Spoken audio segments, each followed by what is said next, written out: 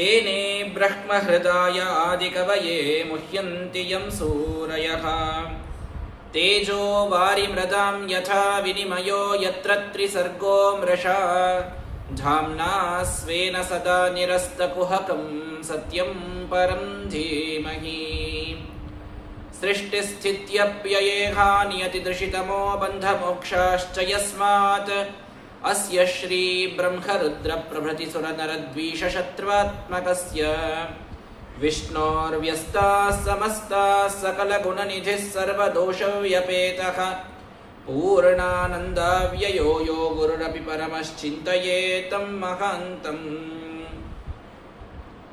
ನಾರಾಯಣಂ ನಮಸ್ಕೃತ್ಯ ನರಂ ಚೈವ ನರೋತ್ತಮಂ ದೇವೀಂ ಸರಸ್ವತೀಂ ವ್ಯಾಸಂ ತತೋ ಗ್ರಂಥಮುದೀರಯೇ ಅಶೇಷ ವಾಗ್ಜಾಡ್ಯಮಲಾಪಹಂತ್ರೀ ನವಂ ನವಂ ಸ್ಪಷ್ಟ ಸುವಾಕ್ಪ್ರದಾಯಿನಿ ಮಮೇಹ ಜಿಹ್ವಾಗ್ರ ಸುರಂಗನರ್ತಕೀ ಭವ ಪ್ರಸನ್ನಾ ವದನೆ ಚ ಮೇ ಶ್ರೀಃ ಅಭ್ರಮಂ ಭಂಗರಹಿತಂ ಅಜಡಂ ವಿಮಲಂ ಸದಾ ಆನಂದತೀರ್ಥಮತುಲಂ ಭಜೆ ತಾಪತ್ರಯಾಪಕಂ ವಾಣೀತೆ ಕರವಾಣ್ಯಂಬ ಚರಣೋ ಹೃದಯ ಸರ್ವದಾ ಮದ್ವಾಕ್ಯ ಸರಣಿರ್ಭೂಯಾತ್ ಶ್ರೀಮದಾಚಾರ್ಯ ಭಾವಗ ಯಂ ಪ್ರವ್ರಜಂತಮನುಪೇತಮಪೇತ ಕೃತ್ಯಂ ದ್ವೈಪಾಯನೋ ವಿರಹ ಕಾತರ ಆಜುಹಾವ ಪುತ್ರೇತಿ ತನ್ಮಯತಯಾ ತರವೋಪಿ ನೇದುಃ ತಂ ಸರ್ವಭೂತ ಹೃದಯಂ ಮುನಿಮಾನತೋಸ್ಮಿ ನಮೋಸ್ತು ತಾತ್ವಿಕಾ ದೇವಾ ವಿಷ್ಣುಭಕ್ತಿಪರಾಯಣಾಃ ಧರ್ಮಮಾರ್ಗೇ ಪ್ರೇರಯಂತು ಭವಂತಃ ಸರ್ವ ಏವ ಹಿ ಟೀಕಾಕೃತ್ಪಾದವರ್ಯಾನ್ ಶತಮತಿಮತವಿಸ್ತಾರಕಾನ್ ಸಂಯಮೀಂದ್ರಾನ್ ವಂದೇ ಸದ್ಭಾವಬೋಧಪ್ರವೃತ್ತಿಪರಿಮಳಗ್ರಂಥಕಾರಾನ್ ಗುರುಂಶ್ಚ ಸದ್ಧರ್ಮಾಖ್ಯಾನ್ಯತೀಂದ್ರಾನ್ ಕವಿಕುಲತಿಲಕಾನ್ಯಸ್ತಗಂಗಾಂತರಂಗಾನ್ ಸತ್ಯಧ್ಯಾನಪ್ರಮೋದಾನ್ ಸಕಲಗುರುಕೃಪಾಕಾರ ಸತ್ಯಾತ್ಮತೀರ್ಥಾನ್ ವಿದ್ಯಾಪೀಠವಿಧಾತಾರಂ ವಿದ್ಯಾವಾರಿಧಿಚಂದಿರಂ ವಿದ್ಯಾರ್ಥಿವತ್ಸಲಂ ವಂದೇ ಮಹಾಮಹಿಮಸದ್ಗುರುಂ ಬುಧೈರಪಿ ಸುದುರ್ಬೋಧೆ ಗ್ರಂಥೆ ಯನ್ಮಮ ಸಾಹಸಂ ತತ್ಪಾರಯಂತು ನಿಪುಣಾಃ ಗುರುಪಾದರಜಕ್ಕಣಾಃ ಸಮಾಶ್ರಯೇದ್ಗುರುಂ ಭಕ್ತ್ಯಾ ಮಹಾವಿಶ್ವಾಸಪೂರ್ವಕಂ ನಿಕ್ಷಿಪೇತ್ ಸರ್ವಭಾರಾಂಶ್ಚ ಗುರೋ ಶ್ರೀಪಾದಪಂಕಜೇ ಶ್ರೀಗುರುಭ್ಯೋ ನಮಃ ಹರಿಃ ಓಂ ಹರಿಃ ಓಂ ಹರಿಃ ಓಂ ಸ್ವಸ್ತ್ಯಸ್ತು ಅಶೇಷಸತಾಂ ಸನ್ಮಂಗಲಾನಿ ಭವಂತು ಶ್ಲೋಕೈಕಶ್ರವಣಪಠನಮಾತ್ರೇಣ ವಕ್ತುಶ್ಚ ಶ್ರೋತॄಣಾಂ ನಿಖಿಲಕಲಿಕತಕಲ್ಮಷಾಪನೋದನಪಟತರೆ ಧರ್ಮಾದ್ಯಖಿಲಪುರುಷಾರ್ಥಸಾಧನೀಭೂತೆ ಶ್ರೀಮದ್ಭಾಗವತೆ ಮಹಾಪುರಾಣೇ ಅದ್ಯ ಷಷ್ಠಸ್ಕಂಧಾರಂಭಃ ಹರಿಃ ಓಂ ರಾಜೋವಾಚ ನಿವೃತ್ತಿಮಾರ್ಗಕಥಿತಃ ಆದೌ ಭಗವತಾ ತ್ವಯಾ ಕ್ರಮಯೋಗೋಪಲಬ್ಧೇನ ಬ್ರಹ್ಮಣಾ ಯತ್ ಸಂಸೃತಿಃ.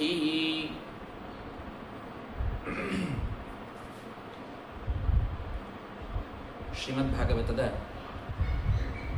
5 ಸ್ಕಂದಗಳು. ಅವುಗಳಲ್ಲಿ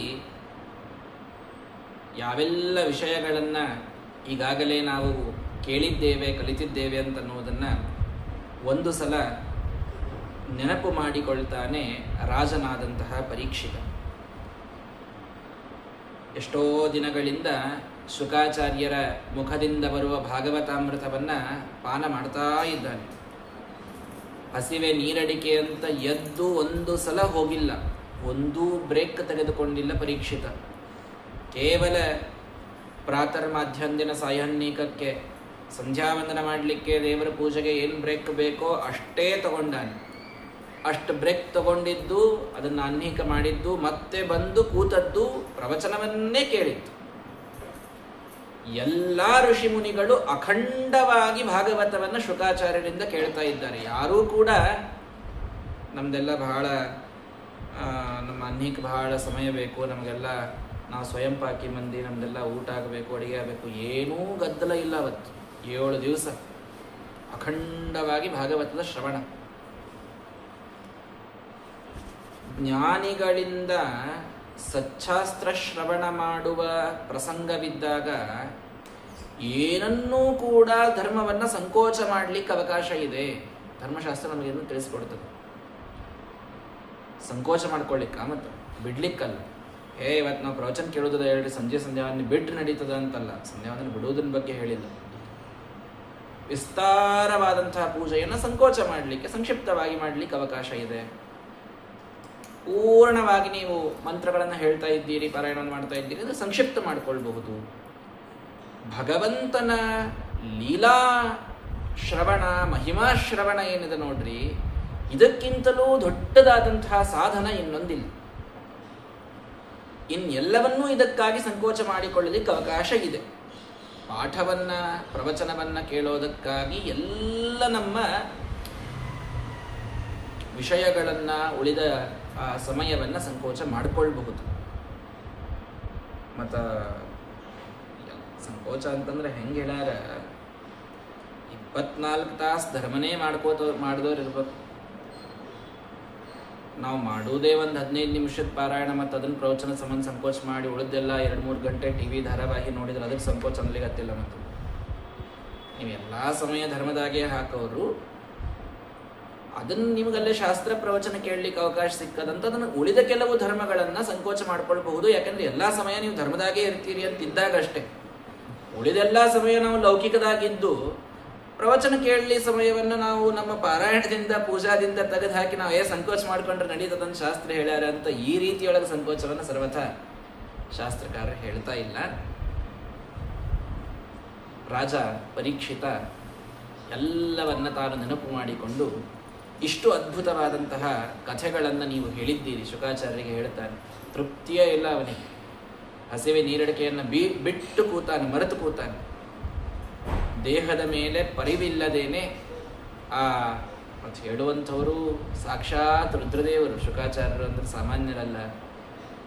ನಮಗಿವತ್ತು ಮನಸ್ಸಿನೊಳಗೆ ಹೇಳಿದ ಕಥೆಗಳು ಇಳಿಬೇಕು, ನಿಲ್ಲಬೇಕು ಅಂತಂತಂದ್ರೆ ರುದ್ರದೇವರ ಅನುಗ್ರಹನೇ ಬೇಕು. ಅದೇ ರುದ್ರದೇವರು ಹೇಳಲಿಕ್ಕಂತ ಕೂತಾಗ ಅವರ ಮನಸ್ಸಿನೊಳಗೆ ಅವರೇ ಇದ್ದದನ್ನು ಗ್ರಹಣ ಮಾಡ್ಲಿಕ್ಕಂತ ನಿಂತಾಗ ಯಾವುದ ಸಾಧ್ಯದ ಹೇಳಿ. ಹೀಗಾಗಿ ರುದ್ರದೇವರ ವಿಶಿಷ್ಟವಾದಂತಹ ಅನುಗ್ರಹ ಇದ್ರೆ ಮಾತ್ರ ಶಾಸ್ತ್ರ ತಿಳಿಲಿಕ್ಕೆ ಸಾಧ್ಯದ ನೋಡಿ. ಶುಕಾಚಾರ್ಯರಂಥ ಮಹಾನುಭಾವರು ಭಾಗವತೋಪದೇಶವನ್ನಲ್ಲಿ ಮಾಡ್ತಾ ಇದ್ದಾರೆ. ಕೇಳ್ತಾ ಇದ್ದಾನೆ ಪರೀಕ್ಷಿತ. ಹೇಳ್ತಾನೆ, ನಿವೃತ್ತಿ ಮಾರ್ಗವನ್ನು ನೀವಿಷ್ಟೆಲ್ಲ ನನಗೆ ಹೇಳಿದ್ರಿ. ಕ್ರಮವಾಗಿ ಯೋಗವನ್ನು ಹೇಗೆ ಮಾಡೋದು, ಭಗವಂತನನ್ನು ಪಡೆಯೋದು ಹೇಗೆ, ಯದ್ ಅಸಂಸೃತಿ ಸಂಸಾರವನ್ನೇ ಜರಿದು ಹಾಕುವ ಭಗವಂತನ ಪ್ರಾಪ್ತಿ ಮಾಡಿಕೊಳ್ಳುವ ಉಪಾಯಗಳೆಲ್ಲವನ್ನು ನಮಗಿಲ್ಲಿಯ ತನಕ ತಿಳಿಸಿದೆ. ಪ್ರವೃತ್ತಿ ಲಕ್ಷಣಶ್ಚೈವ ತ್ರೈಗುಣ್ಯ ವಿಷಯೋ ಮುನೆ. ಪ್ರವೃತ್ತಿ ಲಕ್ಷಣವಾದಂತಹ ತ್ರೈಗುಣ್ಯ ವಿಷಯವಾದಂತಹ ಆ ವಿದ್ಯೆಯನ್ನೂ ನಮಗೆ ನೀವು ಕೊಟ್ಟು, ಯೋಸವು ಅಲೀನ ಪ್ರಕೃತಿ ಗುಣೇ ಸರ್ಗ ಪುನಃ ಪುನಃ. ಹೆಂಗೆ ಮನುಷ್ಯ ಮತ್ ಇಲ್ಲೇ ಹುಟ್ಟತಾನ ಅನ್ನೋದನ್ನು ಹೇಳಿದ್ರಿ, ಹೆಂಗೆ ಇದರಿಂದ ಪಾರಾಗ್ತಾನ ಅನ್ನೋದನ್ನು ಹೇಳಿದ್ರಿ. ಅಧರ್ಮ ಲಕ್ಷಣ ನಾನಾಹ ನರಕಾಶ್ಚೋಪವರ್ಣಿತ. ಅಧರ್ಮ ಲಕ್ಷಣವಾದ ಅನೇಕ ನರಕಗಳನ್ನು ನಿನ್ನೆ ದಿವಸ ನರಕ ಕೇಳಿದವರೆಲ್ಲರೂ ಕೆಲವರು ಮೆಸೇಜ್ ಮಾಡ್ಯಾರ, ಆಚಾರ್ಯ ಇನ್ನೊಮ್ಮೆ ಪಂಚಮ ಸ್ಕಂದ ಬಂದರೆ ಈ ಭಾಗ ಆದಷ್ಟು ಹರಿಸ್ಬಿಡ್ರಿ ಅಂತ. ಇದನ್ನು ಕೇಳೋದು ಬ್ಯಾಡ, ಸ್ವಲ್ಪ ಒಂದ್ಸಲ ಹೆಂಗೆ ಕೇಳೀವಿ ಇನ್ನೊಮ್ಮೆ ಅದನ್ನು ಕೇಳಂಗೇ ಇಲ್ಲ ನಾವು ಅಂತ. ಯಾಕಂದ್ರೆ ಅಷ್ಟು ಭಯಾನಕ ಅವ ನರಕಗಳು. ಇವು ಸುಮ್ಮನೆ ಕೇಳಲಿಕ್ಕೆ ಇಷ್ಟು ಭಯಾನಕ ಅಂತ ಇದ್ದೀವಿ ಅಂತಂತಂದ್ರೆ ನಿಜವಾಗಿ ಈ ನರಕಗಳಲ್ಲಿ ಬೀಳ್ತಾನೆ ಮನುಷ್ಯ, ಇದರಲ್ಲಿ ಒದ್ದಾಡ್ತಾನೆ. ನಾವು ಮಾಡುವಂತಹ ಕರ್ಮಗಳು ಅಂಥದ್ದೇ ಇರ್ತವೆ. ಭಗವಂತ ಎಂದಿಗೂ ಕೂಡ ನಾವು ಮಾಡದೇ ಇರತಕ್ಕಂತಹ ಕರ್ಮಕ್ಕೆ ನಮಗೆ ಶಿಕ್ಷಾ ಕೊಡುವುದೇ ಇಲ್ಲ. ಇದನ್ನು ಅರ್ಥ ಮಾಡ್ಕೊಳ್ರಿ. ಕೆಲವೊಮ್ಮೆ ನಿರಪರಾಧಿಗಳಿಗೆ ಶಿಕ್ಷಾ ಅಂತನ್ನುವುದು ಸಾಮಾನ್ಯ ಜನರ ಕೋರ್ಟ್ನೊಳಗಾಗುವಂತಹ ಒಂದು ಪ್ರಕ್ರಿಯೆ ಅಷ್ಟೇ. ನಮ್ಮ ಭಗವಂತನ ಕೋರ್ಟ್ನೊಳಗೆ ಅಲ್ಲಿ ವಾದ ಹಾಕೋರು ಅಷ್ಟೇ ಗಟ್ಟಿದ್ದಾರೆ, ಸಾಕ್ಷಾತ್ ಯಮದೇವರು ನಿಂತು ಬಿಟ್ಟಾರಲ್ಲೇ. ಹಿಂಗಾಗಿ ನಮ್ದು ಎಲ್ಲ ಸಾಕ್ಷಿ ಎಲ್ಲ ಪುರಾವೆಗಳನ್ನು ಚಂದಾಗಿ ಹಿಡಿದಿಟ್ಬಿಡ್ತಾರ. ನಾವು ಚಿತ್ರಗುಪ್ತಿ ಯಾವುದನ್ನು ಬಿಟ್ಟಿರೋದೇ ಇಲ್ಲ, ಸಣ್ಣ ಸಣ್ಣದನ್ನು ಲೆಕ್ಕ ಹಾಕಿಬಿಟ್ಟಿರ್ತೀವಿ. ನಾವು ತಪ್ಪು ಮಾಡ್ಲಾರ್ದೆ ನಮಗೆ ಒಂದೂ ಶಿಕ್ಷೆ ಆಗಂಗಿಲ್ಲ, ಆದರೆ ತಪ್ಪಾಗಿದ್ದಕ್ಕೆ ಮಾತ್ರ ಬಿಡುವುದಿಲ್ಲ. ಹಿಂಗಾಗಿ ನರಕಗಳು ಸುಮ್ಮನೆ ನೀವು ಕೇಳಿರಿ ಅಂತ ಅನ್ಕೋಬೇಡ್ರಿ, ಇವೆಲ್ಲ ನಮ್ಮ ಮೇಲೆ ಪ್ರಯೋಗ ಆಗ್ತಾವೆ ಇನ್ನು ಮುಂದೆ. ಇನ್ನಾದರೂ ನಾವು ದಾರಿಯನ್ನು ಸರಿಯಾದ ಧರ್ಮದ ಮಾರ್ಗವನ್ನು ಹಿಡಿದೇ ಇದ್ದರೆ, ನಾವು ಮಾಡುವ ಅಧರ್ಮವನ್ನೇ ನಾವು ಕಂಟಿನ್ಯೂ ಮಾಡಿದರೆ ಈ ಎಲ್ಲ ನರಕಗಳು ನಾವು ದರ್ಶನ ಮಾಡಿಕೊಂಡೇ ಬರಬೇಕಾಗ್ತದೆ. ಅವನಂದ ಎಷ್ಟೆಲ್ಲ ನರಕಗಳನ್ನು ಹೇಳಿದ್ರಿ, ಮನ್ವಂತರಗಳ ವ್ಯಾಖ್ಯಾನ ಮಾಡಿದ್ರಿ. ಸ್ವಯಂಭೂಮನು, ಅವನಿಂದ ಪ್ರಿಯವ್ರತ, ಉತ್ತಾನಪಾದ, ಅವರ ವಂಶಗಳು, ದ್ವೀಪಗಳು, ವರ್ಷಗಳು, ಸಮುದ್ರಗಳು, ಭೂಗೋಳ, ಖಗೋಳ, ಧರಾಮಂಡಲ ಇರತಕ್ಕಂತಹ ಈ ಭೂಮಿ, ಜ್ಯೋತಿಷಾಂ ವಿವರಾಣಾಂಚ ಎಲ್ಲ ನಕ್ಷತ್ರಗಳ ಅದ್ಭುತವಾದಂತಹ ಖಗೋಳ ಎಲ್ಲವನ್ನೂ ಹೇಳಿದ್ರಿ. ಆದರೆ ನಮಗೀಗ ಅಂಜಿಕೆ ಬಂತು. ಪರೀಕ್ಷಿತ ನಮ್ಮ ಪ್ರಶ್ನೆಯನ್ನು ಮಾಡ್ತಾ ಇದ್ದಾನೆ. ಪರೀಕ್ಷಿತನಿಗೆ ಅಂಜಿಕೆನೇ ಇಲ್ಲ. ಯಾಕೆ ಅಂತಂದರೆ ಅವನು ನರಕಕ್ಕೆ ಹೋಗೋ ಚಾನ್ಸೇ ಇಲ್ಲ. ಅವನು ಚರಮದೇಹದೊಳಗಿದ್ದಾನೆ. ಚರಮದೇಹ ಅಂದರೆ ಏನು ಗೊತ್ತೇನ್ರಿ? ಆ ದೇಹ ಮುಗೀತಂದ್ರೆ ಮೋಕ್ಷಕ್ಕೆ ಹೋಗೋದು. ಲಾಸ್ಟ್ ದೇಹ ಅನ್ನೋದು ಚರಮ ದೇಹ ಅಂತ. ಚರಮ ಶ್ಲೋಕ ಅಂತೀವಿ ನೋಡ್ರಿ, ಕೊನೆಗೆ ಬರೆದಂತಹ ಶ್ಲೋಕ ಅಂತ. ಅವರು ಕೊನೆ ಕಾಲಕ್ಕೆ ಬರೆದಂತಹ ಅಥವಾ ಅವ್ರ ವೃಂದಾವನ ಶ್ರಾದ್ದ ಮೇಲೆ ಬರೆದಂತಹದ್ದು ಶ್ಲೋಕ ಚರಮ ಶ್ಲೋಕ. ಚರಮ ಅಂದ್ರೆ ಕೊನೆಯದು ಅಂತ ಅರ್ಥ. ಹೀಗಾಗಿ ಇವನು ಚರಮ ದೇಹದಲ್ಲಿ ಅಂದ್ರೆ ಕೊನೆ ದೇಹದಲ್ಲಿ ಇದ್ದಾನೆ. ಇದನ್ನು ಮುಗಿಸ್ಕೊಂಡು ಮೋಕ್ಷಕ್ಕೆ ಹೋಗವ. ಇವ ಅಂತೂ ಈ ನರಕಕ್ಕೆ ಹೋಗೋ ಪ್ರಶ್ನೆನೇ ಇಲ್ಲ. ಕೇಳೋರು ನಮ್ಮಂಥವ್ರ ಸಂಬಂಧ ಪ್ರಶ್ನೆ ಮಾಡ್ಲಿಗತ್ತಾನ. ಪರೀಕ್ಷಿತ ಕೇಳ್ತಾನ, ಅಧುನೇಹ ಮಹಾಭಾಗ ಯಥೈವ ನರಕಾತ್ ನರಹ. ನರಕಾನ್ ಏನೆಲ್ಲ ನರಕಗಳನ್ನು ಹೇಳಿದ್ರಿ, ನಾನಾ ಉಗ್ರಯಾತನಾನ್ ನೇಯಾತ್ ತನ್ಮೇ ವ್ಯಾಖ್ಯಾತುಮರ್ಹಸಿ. ನಾನಾ ಉಗ್ರ ಯಾತನೆಗಳುಳ್ಳಂಥ ನರಕವನ್ನೆಲ್ಲ ನೀವು ಚಂದ ಹೇಳಿಬಿಟ್ರಿ, ಆದ್ರೆ ಇದರಿಂದ ಪಾರಾಗೋ ಬಗ್ಗೆನೂ ಹೇಳ್ರಿ ಅಂತಂದ ಪರೀಕ್ಷಿತ. ಬರೇ ನರಕ ಹೇಳಿ ಇನ್ನು ನರಕಕ್ಕೆ ಬೀಳ್ತೀರಿ ನೋಡ್ಪ ನೀವು, ಬೀಳ್ಬಾರ್ದಾಗೈತ್ರಿ, ಅದನ್ನ ಹೆಂಗೆ ಪಾರಾಗೋದು ಹೇಳ್ರಿ ಮತ್ತೆ ಅಂತ. ಅವಾಗ ಶುಕಾಚಾರ್ಯರು ಹೇಳ್ತಾರೆ, ನಚೇದಿ ಹೈವಾಪಚಿತಿಂ ಯತಂಖಸಕೃತಸ್ಯ ಕುರ್ಯಾನ್ಮನ ಉಕ್ತ ಪಾಣಿಭಿಃ ಧ್ರುವಂ ಸ ವೈ ಪ್ರೇತ್ಯ ನರಕಾನುಪೈತಿ ಯೇ ಕೀರ್ತಿತಾ ಮೇ ಭವತಸ್ತಿಗ್ಮಯಾತನಾಃ. ನೋಡ್ರಿ, ಈ ಮನುಷ್ಯನಿಗೆ ಅಂಹಸಃ ಕೃತಸ್ಯ ಪಾಪ ಮಾಡಿದ ಮೇಲೆ ಅದರ ಪ್ರಾಯಶ್ಚಿತ್ತವನ್ನ ಒಟ್ಟಾರೆ ಇವನು ಮಾಡ್ಕೊಳ್ಳಿಲ್ಲ ಅಂತಂತಂದ್ರ ಮನ ಉಕ್ತಿ ಪಾಣಿಬಿಹಿ, ಅವನು ಮನಸ್ಸಿನಿಂದ ಪಾಪ ಮಾಡಿರಬಹುದು, ಮಾತಿನಿಂದ ಮಾಡಿರಬಹುದು, ಕೈಯಿಂದ ದೇಹದಿಂದ ಮಾಡಿರಬಹುದು. ಕಾಯೇನ ವಾಚ ಮನಸ ಮೂರೂ ರೀತಿಯಿಂದ ಪಾಪಗಳನ್ನು ಮಾಡ್ಲಿಕತ್ತೀವಿ ನಾವು. ಈ ಪಾಪಗಳನ್ನ ಮಾಡಿಕೊಂಡಿದ್ದಕ್ಕವನು ಪ್ರಾಯಶ್ಚಿತ್ತವನ್ನ ಮಾಡ್ಕೊಳ್ದೇ ಇದ್ರೆ ಧ್ರುವಂ ನರಕಾನುಪೈತಿ, ಅವ ನರಕಕ್ಕೆ ಹೋಗೇ ಹೋಗ್ತಾನೆ. ನಾನೇನೆಲ್ಲ ತಿಗ್ಮ ಯಾತನೆಗಳನ್ನು, ಉಗ್ರವಾದ ಯಾತನಾಗಳನ್ನು ಹಿಂದೆ ಹೇಳಿನಿ, ಅವೆಲ್ಲ ಅವನು ಅನುಭವಿಸಬೇಕಾಗ್ತದೆ. ತಸ್ಮಾತ್ ಪುರೈವಾಶ್ವಿಹ ಪಾಪ ನಿಷ್ಕೃತೌ ಯಥೇತ ಮೃತ್ಯೋರಪವಿದ್ಯದಾತ್ಮನಃ. ಆದ್ದರಿಂದ ಮೃತ್ಯು ಬರೋದಿದೆ ಅಂತ ತಿಳಿದುಕೊಂಡು ಆದಷ್ಟು ಬೇಗ ಈ ಪಾಪಗಳ ಪರಿಹಾರಕ್ಕೆ ಮನುಷ್ಯ ಪ್ರಯತ್ನ ಮಾಡಬೇಕು. ದೋಷಸ್ಯ ದೃಷ್ಟ್ವಾ ಗುರುಲಾಘವಂ ಯಥಾ ಬಿಷಕ್ ಚಿಕಿತ್ಸೇತ ರಜಾಂ ನಿಧಾನವಿತ. ರೋಗಗಳಿಗೆ ಔಷಧ ಗೊತ್ತಿದ್ದಂತಹ ಒಬ್ಬ ವೈದ್ಯ ಅದರ ಡೋಸೇಜ್ ಹೆಂಗೆ ಸೆಟ್ ಮಾಡ್ತಾನೆ ನೋಡ್ರಿ. ನೀ ಮುಂಜಾನೆ 2 ತಗೋ, ಸಂಜೆಗೆ 1 ತಗೋ, ಅಥವಾ ಮುಂಜಾನೆ ಮಧ್ಯಾಹ್ನ ಕೂಡಿ 2 ತಗೋ, ಹಿಂಗೊಂದು ಚಂದ ಡೋಸೇಜ್ ಸೆಟ್ ಮಾಡ್ತಾನೆ. ಯಾಕೆ ಸೆಟ್ ಮಾಡ್ತಾನೆ? ಯಾವ ರೋಗಕ್ಕೆ ಏನು ಪರಿಹಾರ ಅನ್ನೋದು ಅವನಿಗೆ ಗೊತ್ತದ. ಗೊತ್ತಿದ್ದಂಥವ ಹೆಂಗೆ ಚಂದಾಗಿ ಪರಿಹಾರಗಳನ್ನು ಸೆಟ್ ಮಾಡ್ತಾನೋ ವೈದ್ಯ, ಹಾಗೆ ಈ ಮನುಷ್ಯ ತಾನು ಮಾಡಿದ ಪಾಪಗಳ ನಿಷ್ಕೃತಿಗಾಗಿ ಏನೆಲ್ಲ ಪ್ರಾಯಶ್ಚಿತ್ತ ಶಾಸ್ತ್ರ ಹೇಳಿದೆ ಅನ್ನೋದನ್ನು ತಿಳ್ಕೊಂಡು ಅದಕ್ಕೆ ಪ್ರಯತ್ನವನ್ನು ಮಾಡಬೇಕು. ಮೃತ್ಯೋರ್ ಅವಿಪತ್, ಮೃತ್ಯು ಈಗೇ ಬರೋದಿದೆ ಅಂತ ತಿಳ್ಕೊಂಡು ಮಾಡಿಬಿಡ್ರಿ. ಪರೀಕ್ಷಿತನಿಗೆ ಇನ್ನ ಟೈಮ್ ಅದ. 5 ಸ್ಕಂದ ಅದ, ಬಹುಶಃ ಪಾಪ 3 ದಿವಸ ಆಗ್ಯದ ಕಾಣಿಸ್ತದೆ. ಇನ್ನ 4 ದಿವಸ ಟೈಮ್ ಅದ ಅವನಿಗೆ. ನಮಗಿಲ್ಲ, ನಾ ಅಧಿಕ ಮಾಸ ಮುಗಿಯೋದ ಹೇಳ್ರಿ ಅಂತ. ಅಧಿಕ ಮಾಸ ಮುಗಿಯೋದ್ರಾಗೆ ನೀವು ಹೋಗ್ಬಿಟ್ರಿ ಅಂದ್ರೆ ಏನು ಮಾಡ್ತೀರಿ? ಆವತ್ತು ಟೈಮ್ ಅದ ಅಂತ ಅನ್ಕೊಳ್ಳೋದು ಸಾಧ್ಯನೇ ಇಲ್ಲ. ಸುಭಾಷಿತಕಾರ ಹೇಳ್ತಾನೆ, ಒಂದು ದುಂಬಿ ಇತ್ತಂತ. ಆ ದುಂಬಿ ಹೋಗಿ ಒಂದು ಕಮಲದೊಳಗೆ ಕೂತಂತ. ಕಮಲದೊಳಗೆ ಕೂತು ಸಂಜೆ ಆಗ್ಲಿಕ್ಕೆ ಬಂದಿತ್ತು. 5:05ವರೆಗೆ ಕೂತು ಪಾಪ. ಅದಕ್ಕೆ ಚಂದಾಗಿ ಮಕರಂದ ಹೀರ್ಲಿಗತ್ತಿತ್ತು. ಕಮಲದ ಮಕರಂದದ ಆಸ್ವಾದನ ಎಷ್ಟು ಅದ್ಭುತ ರಸ ಇರ್ತದ, ಅದನ್ನು ತಗೊಳ್ತಾ ಅದಕ್ಕೆ ಮೈ ಮರೆತು ಬಿಡ್ತು. ಸಂಜೆ ಆಗ್ಲಿಗತ್ತು. ಸಂಜೆ ಆಗ್ಲಿಗತ್ತಾಗ ಏನಾಗ್ತದೆ? ಕಮಲ ಮುದುಡಿ ಹೋಗ್ತದೆ. ಸಂಜೆ ಮತ್ತೆ ಬೆಳಗ್ಗೆ ಸೂರ್ಯ ಬಂದ ಮೇಲೆ ಅದು ತೆಗಿಬೇಕು. ಮ್ಯಾಲ್ ಕಮಲ ಮುದುಡ್ಲಿಗತ್ತದ. ಅದಕ್ಕೆ ಏನೂ ಖಬರಿಲ್ಲ. ಕಮಲ ಮುದುಡಿತು. ನಾನಂತೂ ಮಕರಂದ ಇನ್ನ ಬರ್ಲಿಗತ್ತದ. ನಡೆದಾಗ ಇದನ್ನ ಹೆಂಗೆ ಬಿಟ್ಟು ಹೋಗ್ತೀರಿ? ಚಂದ ನಡೆದಿದು, ಹಿಂಗಾಗಿ ನಾ ಬಿಡಂಗಿಲ್ಲ ಅಂತ ತಿಳ್ಕೊಂಡು ಒಳಗೇ ಕೂತು ಹಂಗೇ ತಿನ್ನುತ್ತಾ ಅದು ನಿಜವಾಗಿ ಮೇಲಿನ ಕಮಲ ಮುಚ್ಚಿಬಿಡ್ತು. ಮುಚ್ಚಿದಾಗ ಇದಕ್ಕೇನಾಗಲಿಲ್ಲ, ಸಣ್ಣ ದುಂಬಿ. ಅದಕ್ಕೆ ಚೂಪಾದಂತಹ ಮೊಣಚಾದಂತಹ ಪರಿಗಿಂದ ತಾನು ಕತ್ತರಿಸಿಕೊಂಡು ಹೊರಗೆ ಬರ್ಲಿಕ್ಕೆ ಸಾಧ್ಯ ಇತ್ತು. ಅದಕ್ಕೆ ಕಮಲದಿಂದ ಹೊರಗೆ ಬರ್ಬೋದಿತ್ತದು, ಸರಳ ಬರ್ತಿತ್ತು. ಕಮಲ ಏನು ಪಾಪ ಮೃದುವೂ ಇರ್ತದದು. ಅದರಿಂದ ಹೊರಗೆ ಬರ್ಲಿಕ್ಕೆಲ್ಲ ಚಾನ್ಸ್ ಇದ್ರು ಇದು ಮಾತ್ರ ಹಂಗ್ಯಾಕೆ ಮಾಡೋದು? ಪಾಪ ಮಕರಂದವನ್ನು ಇಷ್ಟು ಚಂದ ಕಮಲ ಕೊಟ್ಟದ, ಎಷ್ಟು ನನಗೆ ಸಿಹಿಯಾದ ಮಕರಂದವನ್ನು ಉಣಿಸಿದಂತಹ ಕಮಲವನ್ನು ಹರಿದು ಯಾಕೆ ಹೊರಗೆ ಹೋಗುವುದು? ಇಲ್ಲೇ ಇದ್ರಾತು. ರಾತ್ರಿರ್ ಗಮಿಷ್ಯತಿ ಭವಿಷ್ಯತಿ ಸುಪ್ರಭಾತಂ ಭಾಸ್ವಾನ್ ಉದೇಶ್ಯತಿ ಹಸಿಷ್ಯತಿ ಪಂಕಜಶ್ರೀಹಿ. ರಾತ್ರಿರ್ ಗಮಿಷ್ಯತಿ, ಈ ರಾತ್ರಿ ಹೋಗ್ತಾನೆ. ನಾಳೆ ಏನಾಗ್ತದೆ? ನಾಳೆ ಬೆಳಗಾಗ್ತದೆ. ಬೆಳಗಾದಾಗ ಏನಾಗ್ತದೆ? ಸೂರ್ಯ ಬರ್ತಾನೆ. ಅವಾಗ ಹಸಿಷ್ಯತಿ ಪಂಕಜಶ್ರೀಹಿ, ಈ ಕಮಲ ತಾನಾಗಿ ಅರಳುತ್ತದೆ. ಅವಾಗ ರಾತ್ರಿ ಹೋಗಿ ಬೆಳಗಾಗಿ ಸೂರ್ಯನ ಕಿರಣಗಳು ಬಂದು ಕಮಲ ಅರಳಿದಾಗ ಆವಾಗ ಹಾರಿ ಹೋದ್ರೆ ಆಯ್ತು.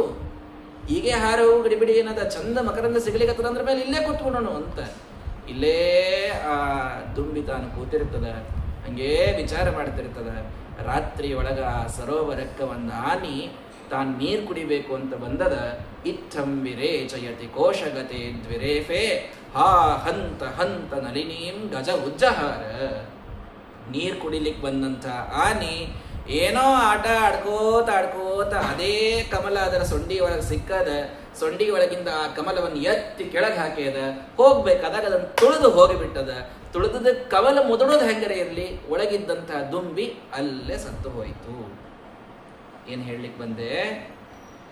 ನಾಳೆ ಮಾಡೋಣ, ನಾಡಿದ್ದು ಹೊರ ಬರೋಣ. ಸಂಸಾರದ ಮೋಹ ಎಷ್ಟು ಚಂದ ರಸ ಸಿಕ್ಕಿರ್ತದ್ರಿ ಸಂಸಾರದೊಳಗ. ಮಕರಂದ ಅದನ್ನ ಅಲ್ಲೇ ಕೂಡಬೇಕು ಅಂತೆ ಅನಿಸ್ತದ ಮನಸ್ಸು. ಅದನ್ನ ಬಿಟ್ಟು ಬರ್ಲಿಕ್ಕೆ ಒಟ್ಟಾರೆ ಶಕ್ತಿ ಇದ್ರೂ ಅದನ್ನ ಹರಿದು ಬರ್ಲಿಕ್ಕೆ ಮನಸ್ಸಾಗುವುದಿಲ್ಲ. ನಮ್ದೇ ಸಂಸಾರದ ಪಾಪ, ಅದನ್ನ ಯಾಕೆ ಕೆಡಿಸ್ಕೊಳ್ಳೋದು ಅಂತ ಹೇಳಿ ಅಲ್ಲೇ ಒಳಗೆ ಕೂಡ್ತಾನೆ ಮನುಷ್ಯ. ತಾನು ತನ್ನ ಶಕ್ತಿ ಅಂದ್ರೆ ಏನ್ ಬೇಡ ಇಲ್ಲ, ವೈರಾಗ್ಯ. ಆ ವೈರಾಗ್ಯದಿಂದ ಅದರಿಂದ ಹೊರಬಂದಿರಲಿಕ್ಕೆ ಇವನಿಗೆ ಆಗ್ತಿರ್ತದೆ. ಅವ ಅದನ್ನು ಪ್ರಯತ್ನ ಮಾಡುವುದಿಲ್ಲ. ಮಾಡ್ಲಾರ್ದಾಗ ಅಲ್ಲೇ ಮುಂದೆ ನಾಳೆ ನೋಡೋಣ, ನಾಡಿದ್ದು ನೋಡೋಣ ಅಂತ ಧರ್ಮ ನಾಳೆ ಮಾಡಿದರಾಯ್ತು ಅಂತ ಮುಂದೆ ಹಾಕ್ತಾ ಇರ್ತಕ್ಕಂತಹ ಮನುಷ್ಯನಿಗೆ ಮೃತ್ಯುವೆಂಬ ಆನೆ ಯಾವಾಗ ಕಾಲ್ ಕೆಳಗೆ ಹಾಕಿ ತುಳಿದು ಹೋಗಿಬಿಡ್ತದಂತ ಅನ್ನೋದು ಒಟ್ಟಾರೆ ಗೊತ್ತಾಗೋದೇ ಇಲ್ಲ. ಹಾಗಾಗಿ ಪಾಪ ನಿಷ್ಕೃತವು ಯಥೇತ, ಮೃತ್ಯು ಇನ್ನೇನು ಇವತ್ತೇ ಬರುವುದದ ಅಂತ ತಿಳ್ಕೊಂಡು ಪ್ರಯತ್ನ ಮಾಡಬೇಕು. ಪ್ರಾಯಶ್ಚಿತ್ತಗಳನ್ನು ಮಾಡಿಕೊಳ್ಳಿಕ್ಕೆ ಏನೆಲ್ಲ ಪಾಪಗಳು ನಮಗೆ ನಮ್ಮಿಂದ ಜ್ಞಾತವಾಗಿ ಅಜ್ಞಾತವಾಗಿ ನಡೆದಾವೋ ಅದರ ಪ್ರಾಯಶ್ಚಿತ್ತಕ್ಕಾಗಿ ಮನುಷ್ಯ ತಾನು ಎಲ್ಲ ಕಾಲಕ್ಕೂ ಪ್ರಯತ್ನ ಮಾಡಬೇಕು. ದೃಷ್ಟಶ್ರುತಾಭ್ಯಾಂ ಯತ್ ಪಾಪಂ ಜಾನನ್ನಪ್ಯಾತ್ಮನೋ ಅಹಿತಂ. ಅಲ್ರಿ ಪರೀಕ್ಷಿತ ಬಹಳ ಚಂದ ಪ್ರಶ್ನೆ ಕೇಳಿದ. ಇವಾಗ ಗೊತ್ತಿದ್ದು ಪಾಪ ಮಾಡ್ತಾನೆ ಮನುಷ್ಯ. ಗೊತ್ತಿರ್ತದ ಇದನ್ನ ಮಾಡಬಾರ್ದು ಅಂತ ಹೇಳಿರ್ತಾರೆ, ಕೇಳಿರ್ತಾನೆ, ದೊಡ್ಡವ್ರ ಬಾಯಿನ ಕೇಳಿರ್ತಾನೆ, ತನಗೂ ಗೊತ್ತಿರ್ತದ, ಅನುಭವಕ್ಕೆ ಬಂದಿರ್ತದ. ಅಂದ್ರೂ ತನಗೆ ಅಹಿತವಾದ ಪಾಪಗಳನ್ನು ಮಾಡೇ ಬಿಡ್ತಾನೆ ಇವ. ಅಲ್ಲ ಮತ್ತೆ ಇವ ಎಷ್ಟು ಚಂದ ಪಾಪ ಮಾಡ್ಬೇಕಾದ್ರೆ ಪ್ರಾಯಶ್ಚಿತ್ತ ಮಥೋಕತಮ್. ಇವ್ ಪ್ರಾಯಶ್ಚಿತ್ತ ಯಾಕಬೇಕ್ರಿ ಇವನಿಗೆ? ಅಲ್ಲ, ಕ್ವಚಿನ್ ನಿವರ್ತತೆ ಭದ್ರಾತ್ ಕ್ವಚಿತ್ ಚಗತಿ ತತ್ ಪುನಃ. ಯಾವುದು ಪಾಪ ಅಂತ ತಿಳ್ಕೊಂಡು ಬಂದಾನ ಮತ್ತದನ್ನೇ ಹೋಗಿ ಮಾಡ್ತಾನಿವ. ಪ್ರಾಯಶ್ಚಿತಂ ಅಥೋ ಅಪಾರ್ಥಂ ಮನ್ಯೇ ಕುಂಜರ ಶೌಚವತ. ಅವ ಅಂದ ಇದು ಭಾರಿ ಆತ್ ಬಿಡ್ರಿ. ಒಂದು ಆನಿ ಸ್ನಾನ ಮಾಡ್ಲಿಕ್ಕಂತ ಹೋಗ್ತದ್ರಿ, ಗಜಸ್ನಾನ ಅಂತ ಕರೀತಾರೆ ಕನ್ನಡದ. ಗಜಸ್ನಾನ ಅಂದ್ರೆ ಹೆಂಗೆ ಗೊತ್ತೇನು? ಚಂದಾಗಿ ಹೋಗಿ ಒಳಗೆ ಸ್ನಾನ ಮಾಡ್ಕೊಂಡು ಸರೋವರದೊಳಗೆ ಇಡೋದು, ಎಲ್ಲ ಮೈ ತೊಳ್ಕೊಂಡು ಸ್ವಚ್ಛ ಮಾಡ್ಕೊಂಡು ಬಂದು ಹೊರಗೆ ಮಣ್ಣಾಗ ಉಳ್ಳಾಡ್ಬಿಡ್ತಾನೆ ಆನಿ. ಯಾವಾಗಲೂ ಆನಿದು ಹಿಂಗೆ ಸ್ನಾನ ಇರ್ತದೆ. ಮತ್ತು ಆ ಸ್ನಾನಕ್ಕೆ ಅರ್ಥ ಏನದು? ನೀವು ಒಳಗೆ ಹೋಗಿ ಸ್ವಚ್ಛ ಮಾಡ್ಕೊಂಡು ಬಂದು ಹೊರಗೆ ಮಣ್ಣಾಗ ಉಳ್ಳಾಡೋದೇ ಇತ್ತು ಅಂತಂದ್ರೆ ಸ್ನಾನ ಯಾಕೆ ಮಾಡ್ಬೇಕು? ಹೌದಾ ಇಲ್ಲ? ಹಿಂಗಾಯ್ತಲ್ಲ ಇವನು ಹಣೆ ಬಾರಹ. ಇವ ಪ್ರಾಯಶ್ಚಿತ್ತ ಅದ ಅಂತ ತಿಳ್ಕೊತಾನ, ಮತ್ತದೇ ಪಾಪ ಮಾಡ್ತಾನ. ಮತ್ತು ತಾನು ಪಾಪ ಬೇಡ ಅಂತ ಹೇಳಿ ಅದರಿಂದ ದೂರ ಆಗಿರ್ತಾನ, ಮತ್ತದೇ ಪಾಪೇ ಮಾಡೋದು. ಮತ್ತು ಪ್ರಾಯಶ್ಚಿತ್ತ ಮತ್ತು ಪಾಪ ಹಿಂಗೆ ಮಾಡ್ಕೋತ ಹೊಂಟ ಅಂದ್ರೆ ಆನಿ ಒಳಗೆ ಹೋಗಿ ಸ್ನಾನ ಮಾಡಿ ಹೊರಗೆ ಬಂದು ಮಣ್ಣಾಗ ಉಳ್ಳಾಡ್ದಂಗೆ ಅದೇ ಪಾಪ ಇವ ಮಾಡ್ಕೋತ ಹೊಂಟ ಅಂತಂದ್ರೆ ಮತ್ತೆ ಅದ್ರ ಪ್ರಾಯಶ್ಚಿತ್ತದ ಅರ್ಥ ಏನು, ಅದ್ರ ಸಾರ್ಥಕ್ಯೇನು? ಪ್ರಾಯಶ್ಚಿತ್ತ ಬೇಕ್ಯಾಕೆ ಇವನಿಗೆ, ಮನುಷ್ಯನಿಗೆ? ಪ್ರಶ್ನೆಯನ್ನು ಮಾಡಿದ ಶುಕಾಚಾರ್ಯರು ಅದಕ್ಕೆ ಅದ್ಭುತವಾದಂಥ ಒಂದು ಉತ್ತರವನ್ನು ಕೊಡ್ತಾರೆ. ಕರ್ಮಣ ಕರ್ಮ ನಿರಖಾರೋ ನೇಹಾತ್ಯಂತಿಕ ಇಷ್ಯತೆ ಅವಿದ್ವದಧಿಕಾರಿತ್ವಾತ್ ಪ್ರಾಯಶ್ಚಿತ್ತ ವಿಮರ್ಶನಂ. ನೋಡ್ರಿ, ಕರ್ಮದಿಂದ ಕರ್ಮವನ್ನ ತಿಳಿದುಕೊಳ್ಳೋದು ಅಂತನ್ನೋದು ಇದು ಅವಿದ್ವಾಂಸರ ಒಂದು ಅಧಿಕಾರದಲ್ಲಿ ಬರುವಂತಹ ಕರ್ಮ ಇದು ಪ್ರಾಯಶ್ಚಿತ್ತ ಅಂತನ್ನುವಂಥದ್ದು. ಕೆಸರನ್ನ ನೀವು ನೀರಿನಿಂದ ತೊಳಿಬಹುದು ಹೊರತು ಕೆಸರಿನಿಂದ ಕೆಸರು ತೊಳಿಲಿಕ್ಕೆ ಆಗುದಿಲ್ಲ. ಮತ್ತು ಪ್ರಾಯಶ್ಚಿತ್ತ ಅನ್ನೋದು ಒಂದು ಕರ್ಮ. ಈಗೇನು ಪಾರಾಯಣ ಮಾಡಬೇಕು, ಅದರಿಂದ ಒಂದಿಷ್ಟು ಪಾಪ ಹೋಗ್ತಾವೆ. ಅಂದಮೇಲೆ ಆ ಪಾಪನೂ ಒಂದು ಕರ್ಮ, ನೀವು ಮಾಡೋ ಪಾರಾಯಣನೂ ಒಂದು ಕರ್ಮ. ಕರ್ಮದಿಂದ ಕರ್ಮ ಹೋದಂಗೆ ಆಗ್ಲಿಕ್ಕತ್ತದಲ್ಲ. ಈ ಕರ್ಮದಿಂದ ಕರ್ಮ ಎಷ್ಟು ಹೋಗಬಹುದು ಅಂತ ಪ್ರಶ್ನೆ ಪರೀಕ್ಷಿತ ತಾನು ಮಾಡಿದ್ದು. ಶುಕಾಚಾರ್ಯದ ಉತ್ತರವನ್ನು ಕೊಡ್ತಾ ಇದ್ದಾನೆ. ಕರ್ಮದಿಂದ ಕರ್ಮ ಹೋಗ್ತದೆ ಅಂತ ಅನ್ನೋದು ಸ್ವಲ್ಪ ಅಷ್ಟೇ ಸಾಧ್ಯ ಅದ.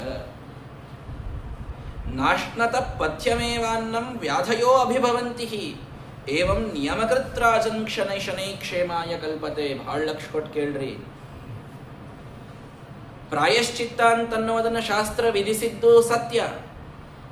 ಆದರೆ ನಮಗೊಂದು ರೋಗ ಆಗ್ಯದ ಅಂತಂತಂದ್ರೆ ಆ ರೋಗ ಪರಿಹಾರ ಆಗೋದು ಎರಡರಿಂದ.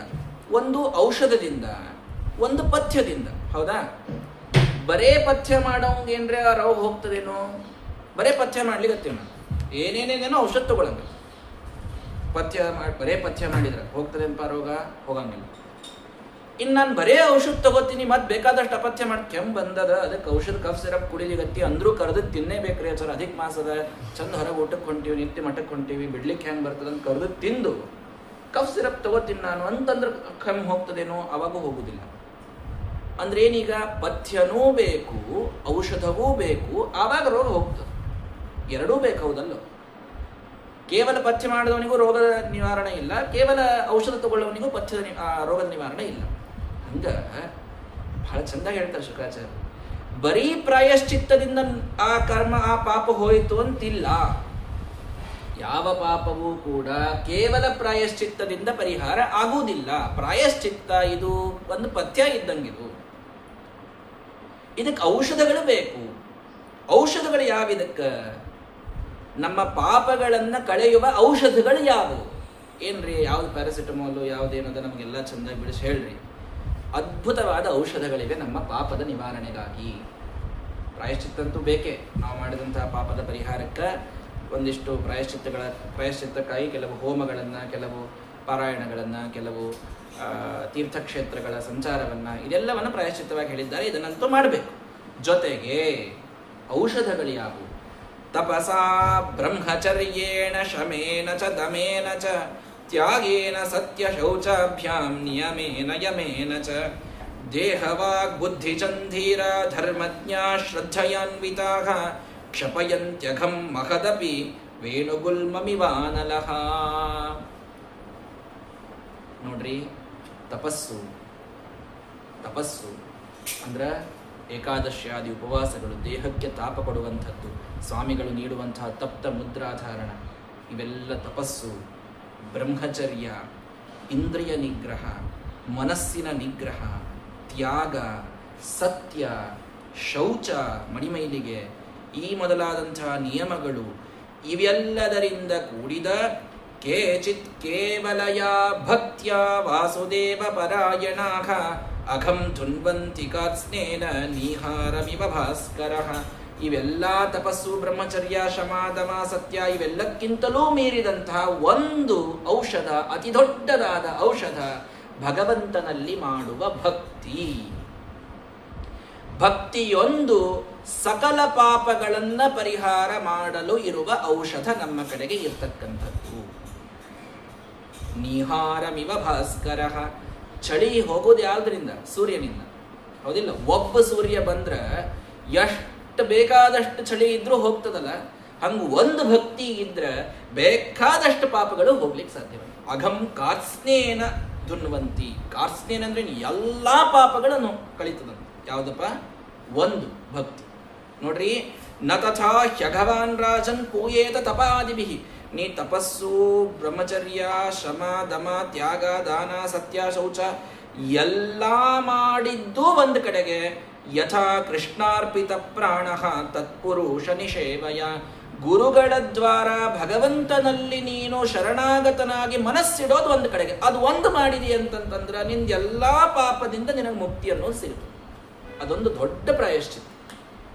ಯಾಕ್ರಿ ಅದಕ್ಕಷ್ಟು ಮಹತ್ವ ಅಂತಂತಂದ್ರೆ, ಆ ಭಕ್ತಿ ನಮಗೇನ್ ಮಾಡ್ತದಂತಂದ್ರೆ ನಮ್ಮ ಮನಸ್ಸನ್ನು ಎಷ್ಟು ಸಾತ್ವಿಕಗೊಳಿಸ್ತದಂದ್ರೆ ಇನ್ನೊಮ್ಮೆ ಆ ಪಾಪ ಮಾಡಲಿಕ್ಕೆ ನಮ್ಮ ಮನಸ್ಸು ಅದು ಮುಂದಾಗುವುದಿಲ್ಲ. ನಮ್ಮ ಇಂದ್ರಿಯಗಳು ಹಿಂಜರಿತಾವ, ತಾನಾಗಿ ಆ ಪಾಪದಿಂದ ಅವು ವಿಮುಖವಾಗ್ತವೆ, ನಿವೃತ್ತ.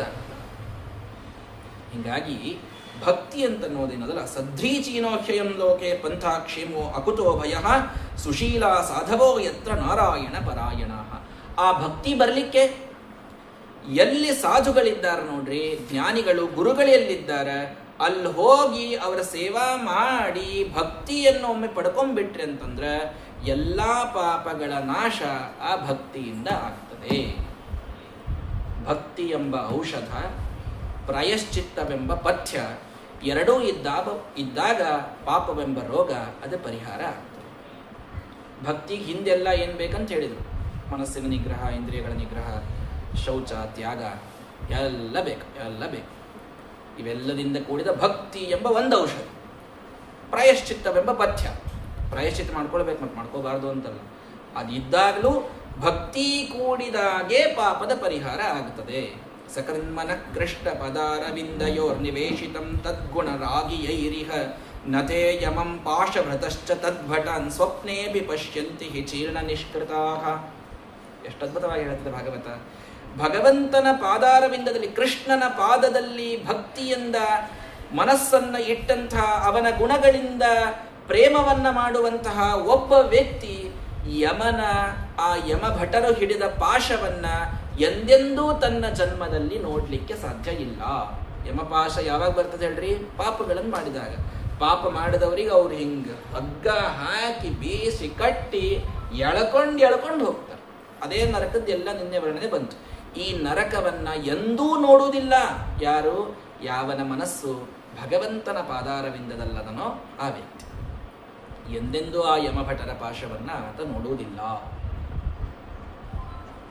ಇದೇ ಒಂದು ವಿಷಯಕ್ಕೆ ಒಂದು ಇತಿಹಾಸವನ್ನು ಹೇಳ್ತೇನೆ ಅಂತ ಹೇಳಿ ಕಾನ್ಯಕುಬ್ಜ ಅನ್ನುವಂತಹ ದೇಶದೊಳಗಿರತಕ್ಕಂತಹ ಒಬ್ಬ ಶ್ರೇಷ್ಠ ಬ್ರಾಹ್ಮಣನಾದ ಅಜಾಮಿಳನ ಉಪಾಖ್ಯಾನವನ್ನ ಭಾಗವತ ನಮಗೆ ತಿಳಿಸಿಕೊಡ್ತದೆ.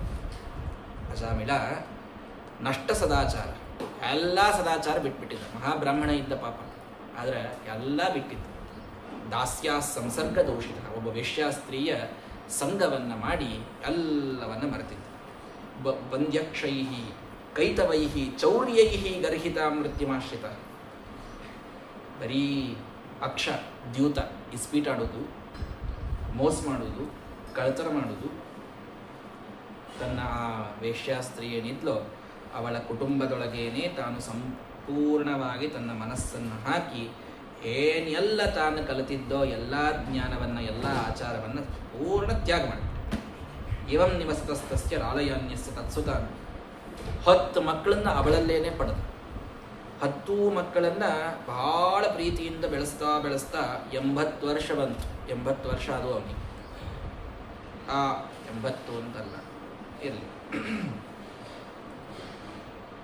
ಆ 80 ವರ್ಷದ ವೃದ್ಧನಾದಂಥ ಅಜಾಮಿಳನಿಗೆ ಕೊನೆಯ ಮಗ ಹುಟ್ಟಿದಾಗ ಅವನಿಗೆ ನಾರಾಯಣ ಅಂತ ಹೆಸರಿಟ್ಟ. ಹೆಸರಿಗೆ ನಾರಾಯಣ ಅಂತ ಕರೆದ.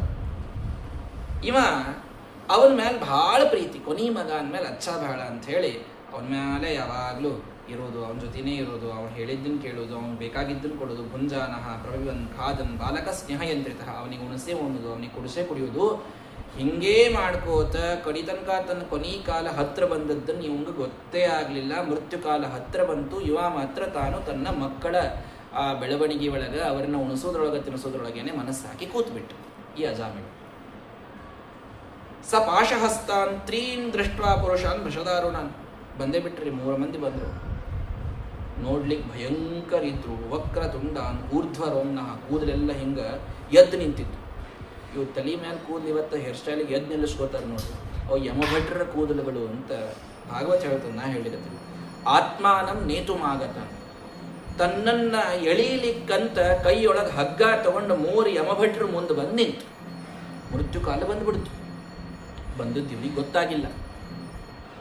ಇನ್ನೇನವ್ರು ಹಿಂಗ ಹಗ್ಗ ಹಾಕಿ ಎಳಿಬೇಕು. ದೂರೇ ಕ್ರೀಡನಕಾಸಕ್ತಂ ಪುತ್ರಂ ನಾರಾಯಣ ಕ್ವಯಂ ಪ್ಲಾವಿತೇನ ಸ್ವರೇಣೋಚ್ಚೈಹಿ ಆಜುಹಾವ ಆಕುಲೇಂದ್ರಿಯ. ನಡಗಲಿಗತ್ತ ಇಂದ್ರಿಯಗಳೆಲ್ಲ ವ್ಯಾಕುಲ. ಅದು ದೂರದೊಳಗ ಆಟ ಆಡ್ತಿತ್ತದು ಹುಡುಗ, ಸಣ್ಣ ಹುಡುಗಿತ್ತು, ಆಟ ಆಡ್ಲಿಕ್ಕತ್ತಿದ್ದ. ನಾರಾಯಣ ಅಂತ ಕೂಗಿದ.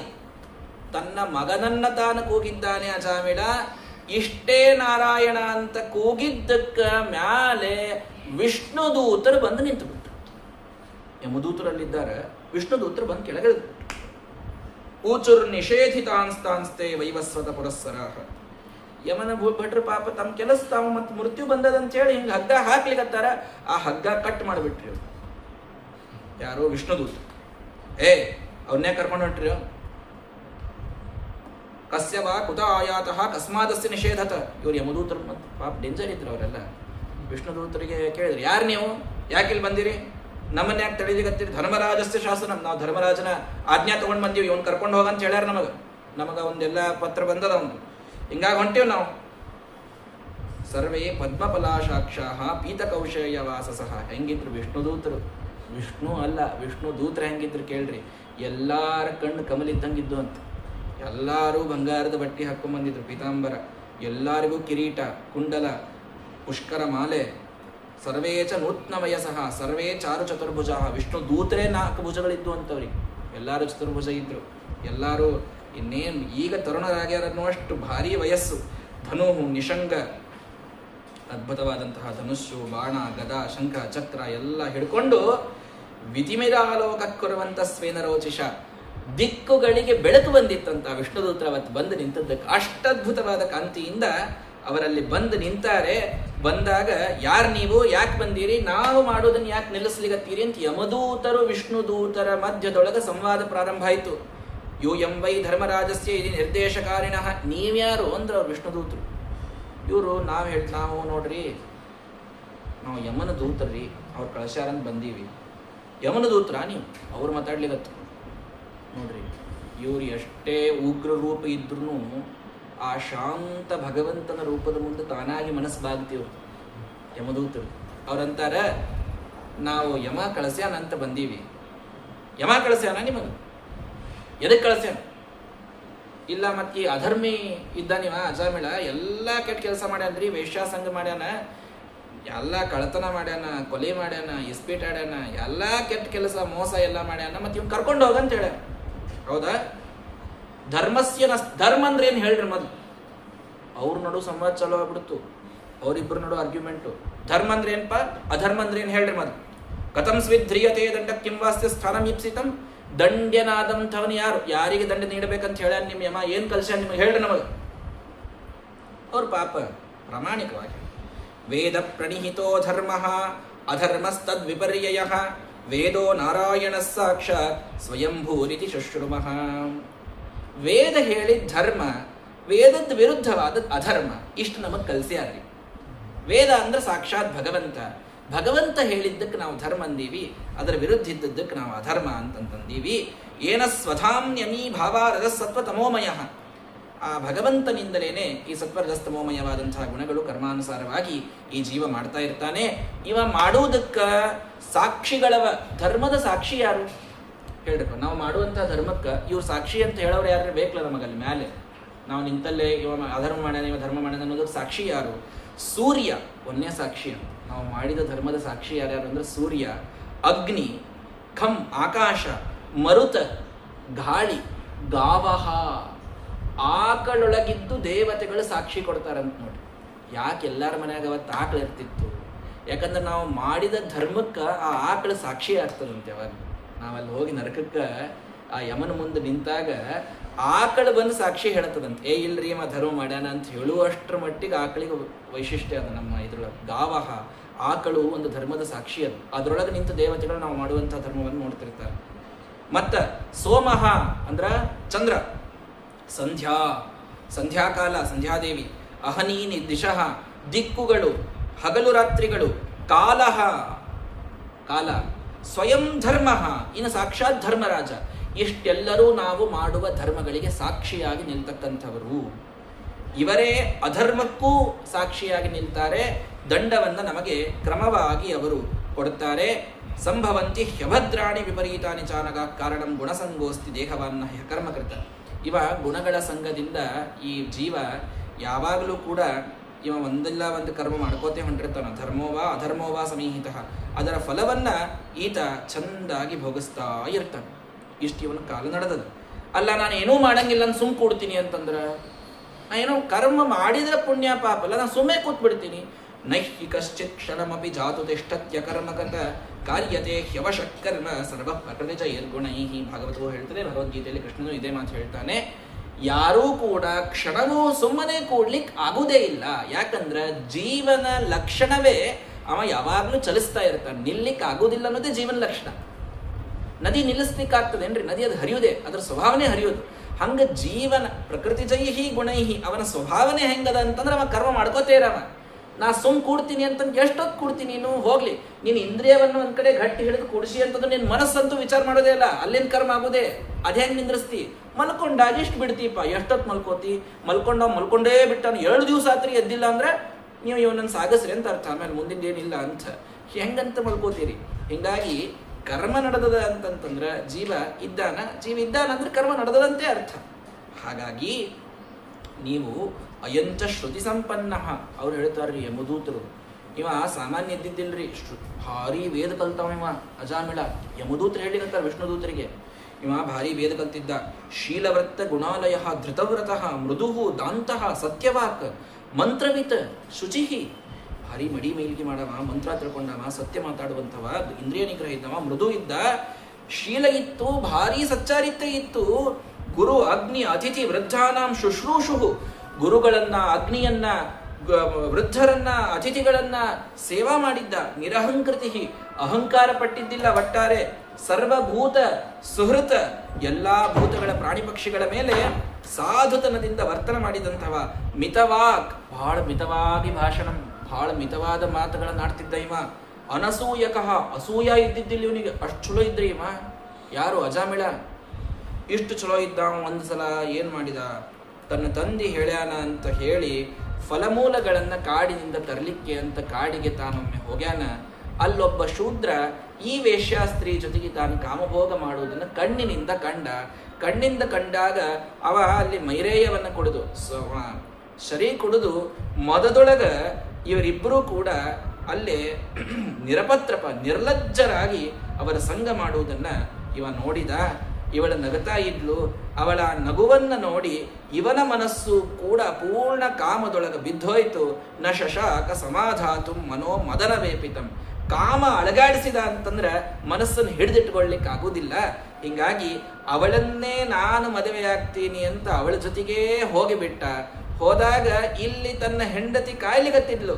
ಬಾ ಅಂತಂದ್ಲು. ವಿಸಸರ್ಜ ಅಚಿರಾತ್ ಪಾಪಃ.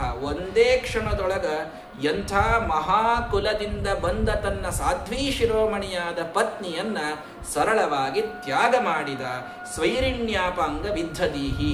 ಆ ಸ್ವೈರಿಣಿ, ಆ ವೇಶ್ಯಾಸ್ತ್ರೀಯ ಅಪಾಂಗ, ಅವಳ ಮನಸ್ಸಿನ, ಅವಳ ಕಣ್ಣೋಟದೊಳಗೆ ತನ್ನ ಮನಸ್ಸನ್ನಿಟ್ಟು ತಾನು ಪೂರ್ಣವಾಗಿ ಅನ್ಯಾಯದಿಂದ ಅವಳನ್ನ, ಅನ್ಯಾಯ ಇರಲಿ ನ್ಯಾಯ ಇರಲಿ, ಒಟ್ಟು ನಾ ಅವಕಿ ಕಡೆನೇ ರಾಮ ಅಂತ ಮನಸ್ಸಿನಿಂದ ಸಂಪೂರ್ಣವಾಗಿ ತಾನು ನಿರ್ಧಾರ ಮಾಡಿ ಕುಟುಂಬಂ ಮಂದಧೀರಯಂ.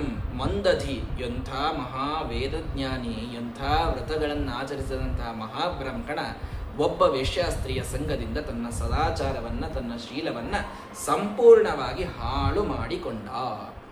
ಅದಕ್ಕ ಯದಸೌ ಶಾಸ್ತ್ರಮುಲ್ಲಂಘ್ಯ ಸ್ವೈರಚಾರ್ಯಾರ್ಯ ಗರ್ಹಿತಃ ಅವರ್ತತ ಚಿರಂ ಕಾಲಂ ಅಘಾಯು ಅಶುಚಿಹಿ ಮಲಾತ್. ಅಘಾಯು, ಇಡಿಯಾದ ಆಯುಷ್ಯವನ್ನು ಹಂಕಳ್ತಾನ್ರಿ ಇವ. ಯಮದೂತರು ಹೇಳ್ತಾರೆ ವಿಷ್ಣುದೂತರಿಗೆ, ತನ್ನ ಸ್ವೈರವಾದಂತಹ ಚರ್ಯಾದಿಂದ ಇವನು ಇಡಿಯಾದ ಆಯುಷ್ಯವನ್ನ ಪಾಪದೊಳಗೆ ಕಳೆದಾನ. ಅಂಥವನನ್ನ ದಂಡ ಮಾಡ್ಲಾರ್ದೆ ಇನ್ನೇನ್ ಮಾಡ್ಬೇಕ್ರಿ?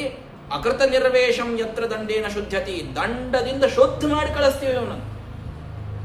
ಏನ್ ಮೊದಲು ಬೇಕಾದಷ್ಟು ಪುಣ್ಯ ಮಾಡಿರಲಿ, ಇಂಥವೆಲ್ಲ ಅತ್ಯಂತ ಹೇಯವಾದಂತಹ ಪಾಪಗಳನ್ನು ಮಾಡಿಬಿಟ್ರು ಅಂತಂತಂದ್ರೆ ಅವ್ರಿಗೆ ದಂಡನೆ ಮಾಡ್ಬೇಕ್ರಿ. ಹಂಗೆ ಹೆಂಗ್ ಬಿಡೋಡು ಅವನ್ನ? ಅದಕ್ಕೆ ನಾವು ಕರ್ಕೊಂಡು ಹೊಂಟೀವಿ, ಎಳ್ಕೊಂಡು ಹೊಂಟಿದ್ದು, ಹೋಗ್ಲಿಕ್ಕೆ ಬಂದೀವಿ ನಾವು ಅಂತ ಯಮದೂತರು ವಿಷ್ಣುದೂತರಿಗೆ ಹೇಳಿದ್ರಂತ. ಅವಾಗ ವಿಷ್ಣುದೂತರು ಏನು ಹೇಳಿದ್ರಪ್ಪ? ಅಹೋ ಕಷ್ಟಂ ಧರ್ಮದೃಶಾಂ ಅಧರ್ಮ ಸ್ಪೃಶತೆ ಸತ. ಅಲ್ರಿ, ಧರ್ಮರಾಜನ ಭಟರಾಗಿ ನೀವೇ ಅಧರ್ಮ ಮಾಡ್ಲಿಕ್ಕತ್ರ ಎಂಥ ಕಷ್ಟ ಬಂತಿತು. ಯದ್ಯದಾಚರತಿ ಶ್ರೇಯಾನ್ ಇತರಸ್ತತ್ತದೀಹತೆ ಸಯತ್ ಪ್ರಮಾಣಂ ಕುರುತೆ ಲೋಕಸ್ತದನುವರ್ತತೆ. ಗೀತೆಯದೇ ಮಾತನ್ನ ಇಲ್ಲಿ ಭಗವದ್ಗೀತೆಯ ಮಾತನ್ನ ಭಾಗವತ ಹೇಳ್ತಾ ಇದೆ. ನೀವು ದೊಡ್ಡ ಪೊಸಿಷನ್ನಾಗಿದ್ದವರು, ದೊಡ್ಡ ಸ್ಟೇಟಸ್, ಧರ್ಮರಾಜನ ದೂತರು ನೀವು ಏನ್ ಮಾಡ್ತೀರಿ ಅದೇ ಧರ್ಮ ಅಂತ ಮುಂದಿನವರು ಅದನ್ನು ನೋಡ್ಕೊಂಡು ಮಾಡ್ಕೋತ ಹೋಗ್ತಾರೆ. ಯದ್ಯದ ಆಚರತೆ ಶ್ರೇಷ್ಠ ತತ್ತದೇ ವೇತರೋ ಜನಃ. ಶ್ರೇಷ್ಠನಾದ ಒಬ್ಬ ವ್ಯಕ್ತಿ, ಲೀಡರ್ ಏನ್ ಮಾಡ್ತಾನೆ ಅದನ್ನ ಮುಂದಿನ ಮಂದಿ ಅದನ್ನೇ ನೋಡಿ ಮಾಡ್ಕೋತ ಹೋಗೋರು. ನೀವು ಲೀಡರ್ಸ್, ನೀವು ಧರ್ಮದ ಲೀಡರ್ಸು, ಧರ್ಮರಾಜನ ಸೇವಕರು ನೀವೆಲ್ಲ. ಯಸ್ಯಾಂಕೆ ಶಿರ ಆಧಾಯ ಲೋಕಸ್ವಪಿತಿ ನಿರ್ವೃತಃ ಸ್ವಯಂ ಧರ್ಮಂ ಅಧರ್ಮಂ ವಾ ನಹಿವೇದ ಯಥಾ ಪಶು. ಅಲ್ರಿ, ನೀವಿದ್ದೀರಂತ ಆರಾಮ್ ಮಲ್ಕೊಂಡದ್ ಮಂದಿಯಲ್ಲೇ ನಾವು ಮಾಡಿದ ಧರ್ಮ ನೋಡೋರು ಇದ್ದಾರೆ ಹೇಳಪ್ಪ. ಯಮಧರ್ಮ ಇದ್ದಾನ, ಚಿತ್ರಗುಪ್ತ ಇದ್ದಾನ, ಧರ್ಮನ ಕಿಂಕರರಿದ್ದಾರೆ. ನಾವು ಮಾಡಿದ ಧರ್ಮ ಎಲ್ಲ ಲೆಕ್ಕ ಇಟ್ಟು ನಮಗವ್ರು ಆದಷ್ಟು ಚಲೋನೆ ಮಾಡ್ತಾರೆ, ನಮಗೆಲ್ಲ ಸುಖ ಕೊಡ್ತಾರಂತ ನಿಮ್ಮ ಮ್ಯಾಲ್ ವಿಶ್ವಾಸ ಇಟ್ಟು ಮಂದಿ ಮಲ್ಕೊಳ್ಳಿಗತ್ತದಲ್ಲೇ ನೀವೇ ಅಧರ್ಮ ಮಾಡ್ಲಿಗತ್ತಿರಲ್ಲ ಅಂತಂದ್ಬಿಟ್ಟು ವಿಷ್ಣುದೂತರು. ನಾವೇನು ಅಧರ್ಮ ಮಾಡೀವ್ರಿ? ಎಂತಹ ದುಷ್ಟ ಸ್ತ್ರೀಯನ್ನ ಗಮನ ಮಾಡಿ ತಾನು ಎಲ್ಲ ತನ್ನ ಸಚ್ಚಾರಿತ್ರ್ಯವನ್ನು ಕಳ್ಕೊಂಡು ಬೇಕಾದಷ್ಟು ಸುರಾಪಾನ ಎಲ್ಲ ಕೆಟ್ಟ ಕೆಲಸ ಮಾಡಿದಂಥವನನ್ನ, ಅಂಥ ಪಾಪಿಯನ್ನ ನಾವು ಎಳ್ಕೊಂಡು ಹೊಂಟೀವಿ. ನಾವು ಅಧರ್ಮ ಏನ್ ಮಾಡ್ಲಿಕತ್ತೀವಿ? ಅಯಂ ಹಿ ಕೃತ ನಿರ್ವೇಶ. ಕೇಳ್ರಿ ಯಮದೂತರೇ, ಜನ್ಮ ಕೋಟ್ಯಂ ಹಸಾಮಪಿ, 1,000,000 ಜನ್ಮ ಪಾಪ ಮಾಡಿರ್ಲಿ ಇವ, 1,000,000 ಜನ್ಮ ಪಾಪ ಇವನ ಮಾಡಿದ್ರೂ ಕೂಡ ಮಾಡಿಲ್ಲಷ್ಟು ಇದೊಂದೇ ಜನ್ಮದಾಗ ಇದೊಂದು ಭಾಗ ಪಾಪ ನಡೆದದ ನಿಜ, ಮಾಡಿದ ದೊಡ್ಡ ಪಾಪ ಅದ ಇಲ್ಲನ್ಲಿಗತ್ತಿಲ್ಲ. ಆದರೆ ಇಂಥದ್ದೊಂದು 1,000,000 ಜನ್ಮದಿಂದ ಅಕಸ್ಮಾತ್ ಮಾಡಿದ್ರು ಯತ್ ವ್ಯಾಜಹಾರ ವಿವಶಃ ನಾಮ ಸ್ವಸ್ತ್ಯಯನಂ ಹರೇಹೆ, ಭಗವಂತನ ನಾಮ ಏನಿವ ಸ್ಮರಣ ಮಾಡಿದ ನೋಡ್ರಿ, ಆವಾಗೇ ಇವನ ಪಾಪ ಭಕ್ತಿಯಿಂದ ಇವ ಸ್ಮರಣ ಮಾಡಿದ್ದಕ್ಕೆ ಪರಿಹಾರ ಆಗಿಬಿಟ್ಟದ. ಯಾಕೆ ಇವನನ್ನು ಕರ್ಕೊಂಡು ಹೊಂಟೀರಿ? ಇವ ನಿಮ್ಮ ಮುಂದೆ ನಾರಾಯಣ ಅಂತ ಕರೆದಾಗಲೂ, ನಾರಾಯಣನ ನಾಮಸ್ಮರಣವಾದಾಗಲೂ ನೀವು ಅಷ್ಟನ್ನಾದರೂ ತಿಳ್ಕೊಂಡು ಬಿಡಬೇಕಾಗಿತ್ತು, ಮತ್ಯಾಕೆ ಇವನನ್ನು ಎಳಿಲಿಗತ್ತೀರಿ? ಸ್ಥೇನಃ ಸುರಾಪೋ ಮಿತ್ರಧೃಕ್ ಬ್ರಹ್ಮ ಗುರುತಲ್ಪಕಃ ಸ್ತ್ರೀ ರಾಜ ಪಿತೃ ಗೋಹಂತ ಏಚ ಪಾತಕಿನೋಪರೆ. ಇವ ಕಳ್ತನ ಮಾಡಿರಬಹುದು, ಸುರಾ ಕುಡಿದಿರಬಹುದು, ಮಿತ್ರದ್ರೋಹ ಮಾಡಿರ್ಬೋದು, ಬ್ರಹ್ಮಹತ್ಯೆ ಮಾಡಿರ್ಬೋದು, ಗುರುಪತ್ನಿ ಗಮನ ಮಾಡಿರ್ಬೋದು, ಸ್ತ್ರೀಯರನ್ನ ಹತ್ಯೆ ಮಾಡಿರ್ಬೋದು, ರಾಜನ ಹತ್ಯೆ ಮಾಡಿರ್ಬೋದು, ತನ್ನ ತಂದೆ ತಾಯಿ ಹತ್ಯೆ ಮಾಡಿರ್ಬೋದು, ಗೋ ಹತ್ಯೆ ಮಾಡಿರ್ಬೋದು. ಏನ್ ಪಾತಕವನ್ನ ಇವ ಮಾಡಿದ್ರೂ ಕೂಡ ನನಿಷ್ಕೃತೈರುದಿತೈರ್ ಬ್ರಹ್ಮವಾದಿಭಿಸ್ತತ ವಿಶುದ್ಧತ್ಯ ಘವಾನ್ಮೃತಾದಿಭಿಃ ಯಥಾ ಹರೇರ್ ನಾಮ ಪದೈರುದಾಹೃತೈಃ ತದುತ್ತಮ ಶ್ಲೋಕ ಗುಣೋಪಲಂಭಕಂ. ಭಗವಂತನ ನಾಮಸ್ಮರಣ ಅಂತನ್ನುವುದನ್ನು ತಾನು ಮಾಡಿದ ಎಲ್ಲಾ ಪಾಪಗಳಿಗೆ ತಾನು ಪಶ್ಚಾತ್ತಾಪ ಪಟ್ಟು ಪ್ರಾಯಶ್ಚಿತ್ತ ರೂಪವಾಗಿ ಒಂದು ಸಲ ನಾರಾಯಣ ಅಂತ ಸಾಂಕೇತ್ಯಂ ಪಾರಿಹಾಸ್ಯಂ ವಾ ಸ್ತೋಭಂ ಹೇಳನಮೇವ ವಾ ವೈಕುಂಠ ನಾಮಗ್ರಹಣಂ ಅಶೇಷಾಗಹರಂ ವಿಧು. ಸಂಕೇತಕ್ಕಾಗಿ ಯಾರ್ದೋ ಹೆಸರು ನಾರಾಯಣ ಅಂತ ಇದ್ದುದಕ್ಕೆ ಇವ ನಾರಾಯಣ ಅಂತ ಕರೆದಿರಬಹುದು, ನಗ್ಲಿಕ್ಕಂತ ನಾರಾಯಣ ಅಂತ ಕರೆದಿರಬಹುದು, ಬೈಲಿಕ್ಕಂತ ನಾರಾಯಣ ಅಂತ ಕರೆದಿರಬಹುದು. ಅಂತೂ ದೇವರ ನಾಮ ಇವ ತನ್ನ ಬಾಯಿಯಿಂದ ಅಂದಾನೇ ಅಂದ ಮೇಲೆ ಪ್ರಾಯಶ್ಚಿತ್ತಾನಿ ಪಾಪಾನಾಂ ಜ್ಞಾತ್ವೋಕ್ತಾನಿ ಮನೀಷಿ. ಯಾವ ಪ್ರಾಯಶ್ಚಿತ್ತನೋ ಭಗವಂತನ ನಾಮಸ್ಮರಣದ ಮುಂದೆ ಇನ್ನೇನೇನೇನೇನೋ ಅಲ್ಲ. ಭಗವಂತನ ನಾಮಸ್ಮರಣದಿಂದ ಇವ ಉದ್ಧಾರ ಆದ, ಇವನನ್ನು ನೀವು ಕರ್ಕೊಂಡು ಹೋಗ್ಲಿಕ್ಕೆ ಸಾಧ್ಯ ಇಲ್ಲ, ಇವನನ್ನು ನಾವು ಕರ್ಕೊಂಡು ಹೋಗ್ತೀವಿ ಅಂತ ವಿಷ್ಣುದೂತ. ಚಲೋ ಅದ ನೋಡ್ರಿ, ಬೇಕಾದ ಮಾಡಷ್ಟು ಮಾಡಿ ಕಡಿಕೊಮ್ಮೆ ನಾರಾಯಣ ಅನ್ನಂತ ಹೇಳದ್ ಭಾಗವತ. ಇಷ್ಟಂದ್ರೆ ಸರಳ ಉದ್ಧಾರ ಇದ್ದಾಗ ಎಷ್ಟು ಕಷ್ಟ, ಏನು ಅಧಿಕ ಮಾಸ, ಏನು ವ್ರತ, ಏನು ನಿಯಮ, 33 ದಾನೇನು, ಏನು ಸುದ್ದಿ, ಯಾಕೆ ಬೇಕೆಲ್ಲ? ಶ್ರೀಮದಾಚಾರ್ಯರು ಅದಕ್ಕೆ ತಾತ್ಪರ್ಯವನ್ನು ತಗೊಂಡು ಬಂದು ಸ್ಪಷ್ಟವಾಗಿ ಹೇಳ್ತಾರೆ. ಕೇವಲ ನಾಮಸ್ಮರಣ ಅತಿ ದೊಡ್ಡದು, ಅದರ ಏನೂ ಸಂದೇಹನೇ ಇಲ್ಲ. ನಾರಾಯಣೋ ನಾಮ ನರೋ ನರಾಣಾಂ ಪ್ರಸಿದ್ಧ ಚೋರ ಕಥಿತ ಪೃಥಿವ್ಯಾಂ ಅನೇಕ ಜನ್ಮಾರ್ಜಿತ ಪಾಪ ಸಂಚಯಂ ಹರತ್ಯಶೇಷ ಸ್ಮೃತಿ ಮಾತ್ರ ಏವ. ನಾರಾಯಣನೆಂಬ ದೊಡ್ಡ ಕಳ್ಳ ಇದ್ದಾನಂತ, ದೇವರಿಗೆ ಕಳ್ಳ ಅಂತ ಕರೀತಾರೆ ಪುರಾಣಗಳು. ಭಾರಿ ದೊಡ್ಡ ಕಳ್ಳ. ಏನ್ ಕಳ್ಳತನ ಮಾಡ್ತಾನಿವ? ಅನೇಕ ಜನ್ಮಾರ್ಜಿತ ಪಾಪ ಸಂಚಯಂ, ಅನೇಕ ಜನ್ಮಗಳಿಂದ ನಾವು ಹೊತ್ಕೊಂಡು ಬಂದಂತಹ ಪಾಪದ ಮೂಟೆಯನ್ನ ಕಳ್ಳತನ ಮಾಡ್ಕೊಂಡ್ಬಿಡ್ತಾನಂತ. ಹೆಂಗ? ಮನಿಗ್ ಬಂದು ಗೊತ್ತಾಗ್ಲಾರ್ದಂಗ ಏನಲ್ಲ, ಸ್ಮೃತಿ ಮಾತ್ರ ಏವ, ಸುಮ್ಮ ಸ್ಮರಣ ಮಾಡಿದ್ರೆ ಕಳ್ಳತನ ಮಾಡ್ಬಿಡ್ತಾನ.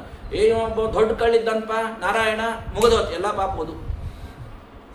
ಇಷ್ಟೇ, ಸ್ಮರಣದಿಂದ ಪಾಪಗಳನ್ನು ಪರಿಹಾರ ಮಾಡ್ತಾನೆ. ಇಷ್ಟು ನಮ್ಮ ಭಗವಂತನ ಕರುಣಾ ಇದ್ದದ್ದು ನಿಜ. ಶ್ರೀಮದಾಚಾರ್ಯ ತಾತ್ಪರ್ಯದಲ್ಲಿ ಸ್ಪಷ್ಟವಾಗಿ ಹೇಳ್ತಾರೆ, ನಮ್ಮ ಭಗವಂತನ ಕರುಣಾ ಎಷ್ಟು ದೊಡ್ಡದ, ನಮ್ಮ ಭಗವಂತನ ನಾಮಸ್ಮರಣದ ಮಹತ್ವ ಎಷ್ಟು ದೊಡ್ಡದ ನಿಜ. ಆದ್ರೆ ಇದು ಫಲಿಸ್ತದೆ ಯಾವಾಗ?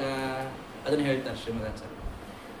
ನೀವು ಮಾಡಿದ ಪಾಪಕ್ಕೆ ಭಗವಂತನ ಮುಂದೆ ಪಶ್ಚಾತ್ತಾಪ ತಪ್ತರಾಗಿ ಇನ್ನೊಮ್ಮಿಂಥ ಪಾಪ ನನ್ನಿಂದ ಭಗವಂತ ಎಂಥ ಜನ್ಮದೊಳಗೂ ಕೆಟ್ಟ ಬುದ್ಧಿ ಕೊಟ್ಟು ಮಾಡಿಸ್ಬೇಡ ಅಂತ ಪ್ರಾರ್ಥನಾ ಮಾಡಿ ಅದಕ್ಕೆ ಬೇಕಾದಂತಹ ಒಂದಿಷ್ಟು ಪ್ರಾಯಶ್ಚಿತ್ತಗಳನ್ನು ಮಾಡಿಕೊಂಡು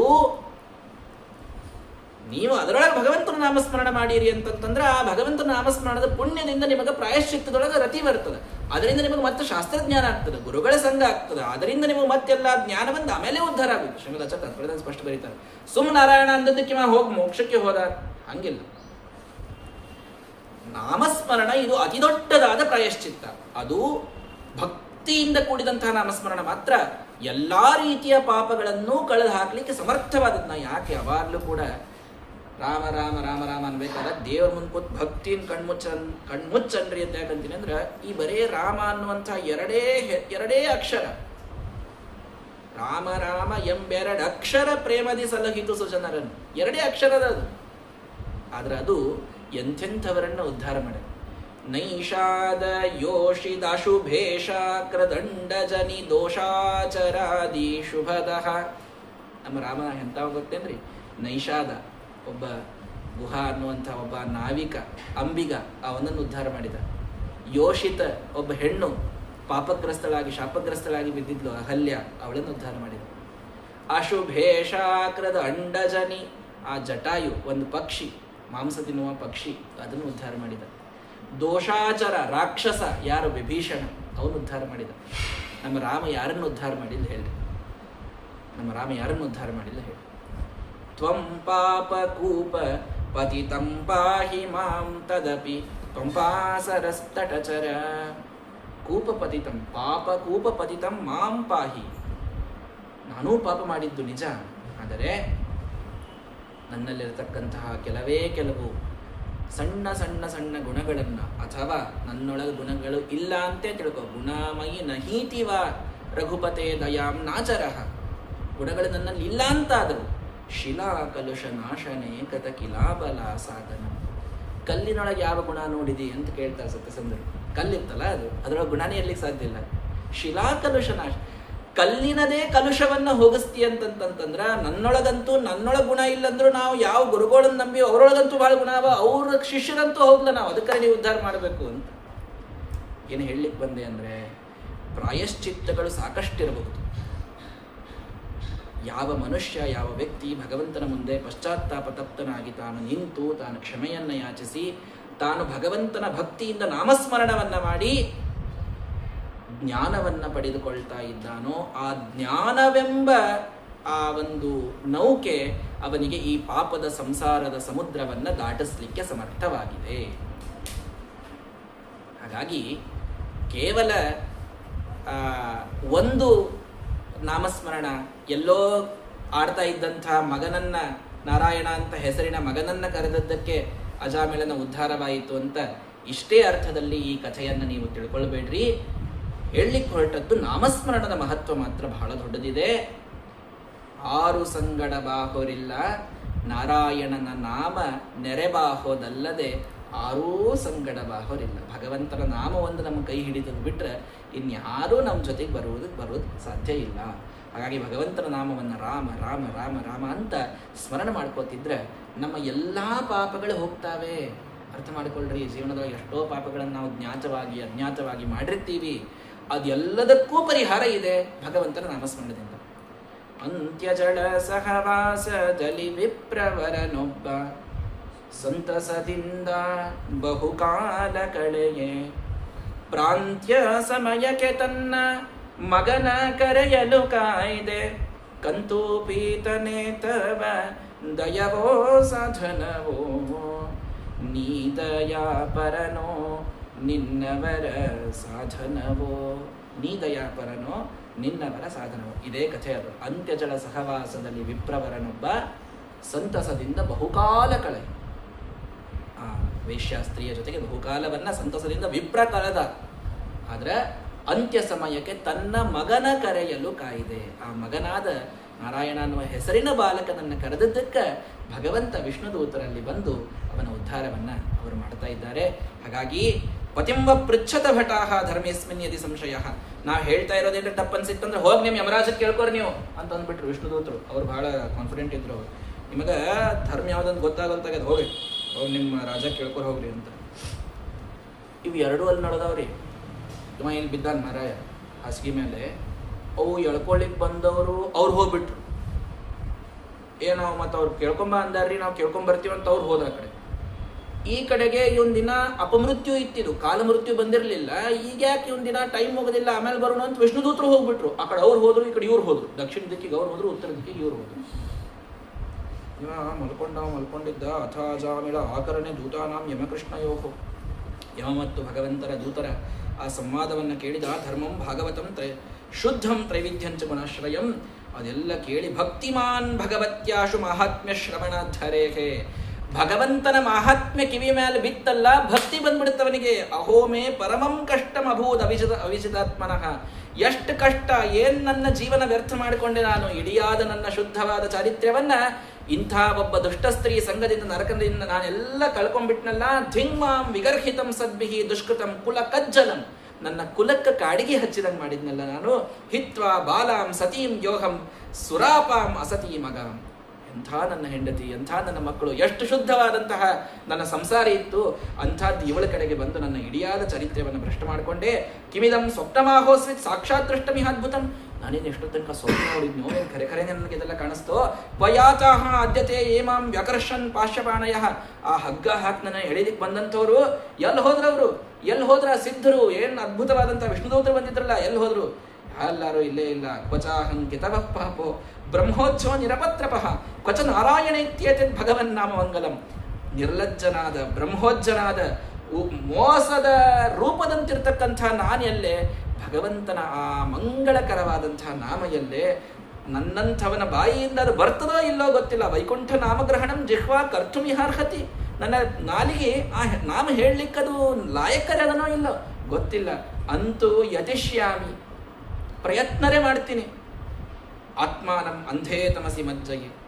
ನನ್ನ ಈ ದೂನವಾದಂತಹ ಮನಸ್ಸನ್ನು ಆ ಭಗವಂತ ಉದ್ಧಾರ ಮಾಡ್ತಾನೆ ಅನ್ಲಿಕ್ಕೊಂದೇನೋ ಪ್ರಯತ್ನ ಆದರೂ ಮಾಡ್ತೀನಿ. ವಿಮುಚ್ಯತಮಿಮಂ ಬಂಧಂ ಅವಿದ್ಯಾ ಕಾಮಕರ್ಮಜಂ. ಆ ಅವಿದ್ಯೆಯಿಂದ ಕಾಮದಿಂದ ಬಂದಂತಹ ಎಲ್ಲ ಬಂಧವನ್ನು ಬಿಟ್ಟು ಎಲ್ಲರ ಮೇಲೆ ತಾನು ಇಂದ್ರಿಯ ನಿಗ್ರಹ ತಾಳಿ ಕರುಣೆಯನ್ನು ತಾನು ತಾಳಿ ಆತ್ಮವಾನ್ ಭಗವಂತನಲ್ಲಿ ಮನಸ್ಸನ್ನು ಇಟ್ಟು ಮಮ ಅಹಂ ಅನ್ನುವಂತಹ ದೇಹದ ಎಲ್ಲ ಮಮಕಾರ ಅಹಂಕಾರಗಳನ್ನು ಸ್ಪಷ್ಟವಾಗಿ ತಾನು ತ್ಯಾಗ ಮಾಡಿ ಭಗವಂತನಲ್ಲಿಯೇ ಮನಸ್ಸಿಟ್ಟಂತಹ ಅವನ ಕೀರ್ತನವನ್ನು ಮಾಡ್ತಕ್ಕಂತಹ ಆ ನಮ್ಮ ಅಜಾಮಿಳ ಕ್ಷಣ ಸಂಗೇನ ಸಾಧುಷು, ಸಾಧುಗಳ ಸಂಘ ಆಗಿ ನಾನು ಉದ್ಧಾರ ಆಗಬೇಕು ಅನ್ನೋದಕ್ಕೆ ಗಂಗಾದ್ವಾರ ಉಪೇಯಾಯ ಮುಕ್ತ ಸರ್ವಾನುಬಂಧನ. ಹರಿದ್ವಾರಕ್ಕೆ ತಾನು ತಪಸ್ಸಿಗಂತ ಹೋಗ್ಬಿಟ್ಟವ ಅಜಾಮಿಳ. ಹರಿದ್ವಾರಕ್ಕೆ ತಪಸ್ಸಿಗೆ ಅಂತ ಹೋದ್ರೆ ಅಲ್ಲೇ ಹಿತ್ವಾ ಕಲೇವರಂ ತೀರ್ಥೆ ಗಂಗಾಯ ದರ್ಶನಾದನು. ಗಂಗೆಯ ದರ್ಶನದಿಂದಲೇ ಮೊದಲು ಇವನ ಎಷ್ಟೋ ಪಾಪಗಳು ಸುಟ್ಟು ಹೋಗಿಬಿಟ್ಟು. ಗಂಗೆಯ ದರ್ಶನ ಮಾತ್ರದಿಂದ ಇವನ ಎಷ್ಟೋ ಪಾಪಗಳು ಅವು ನಷ್ಟವಾಗಿ ಹೋಗಿ. ಸಣ್ಣ ಪುಣ್ಯದಿಂ ಕಣ್ಣ ನನ್ನ ನಿನ ನೀರ ಬಣ್ಣ ಕಾಣೆ, ಏಕೆ ಪಾಕರಿಪು ನಾಕ ರಾಕ ಸಖಿ ಬಯಕೆ ಪೇಳು ಜನ. ಒಂದು ಸಣ್ಣ ಪುಣ್ಯದಿಂದ ನಮ್ಮ ಕಣ್ಣಿಗೆ ಅವಳ ಆ ರೂಪ ಬಿತ್ತು ಅಂದ್ರೆ ನೃಣಾಂ ಈಕ್ಷಾ ಮಾತ್ರಾದಪಿ ಪರಿಹರಂತ್ಯ ಭವ ಭಯಂ ಶಿವಾಯಾಸ್ತೆ ಮೂರ್ತೆ ಕೈಹ ಮಹಿಮಾನಂ ನಿಗದತು ಅಮರ್ಷಂ ಮ್ಲಾನಾಯ ಪರಮಂ ಅಧಿರೋ ಅನುರೋಧಂ ಗಿರಿಭುವೋ ವಿಹಾಯ ಶ್ರೀಕಂಠಃ ಶಿರಸಿ ನಿಯತಂ ಧಾರಯತಿಯ. ನೃಣಾಂ ಈಕ್ಷಾ ಮಾತ್ರಾದಪಿ ಪರಿಹರಂತ್ಯ ಭವ ಭಯಂ. ಇಡಿಯಾದ ಪಾಪಗಳನ್ನು ಕೇವಲ ನೋಟದಿಂದ ಪಾರು ಮಾಡುವಂತಹ ಸಾಮರ್ಥ್ಯ ನಮ್ಮ ಗಂಗಾದೇವಿಯವರಿಗೆ. ಅಂಬ ತ್ವದರ್ಶನಾನ್ ಮುಕ್ತಿ ನಜಾನೆ ಸ್ನಾನಜಂ ಫಲಂ ಅಂತ ಪುರಾಣಗಳು ಹೇಳುತ್ತಾವೆ.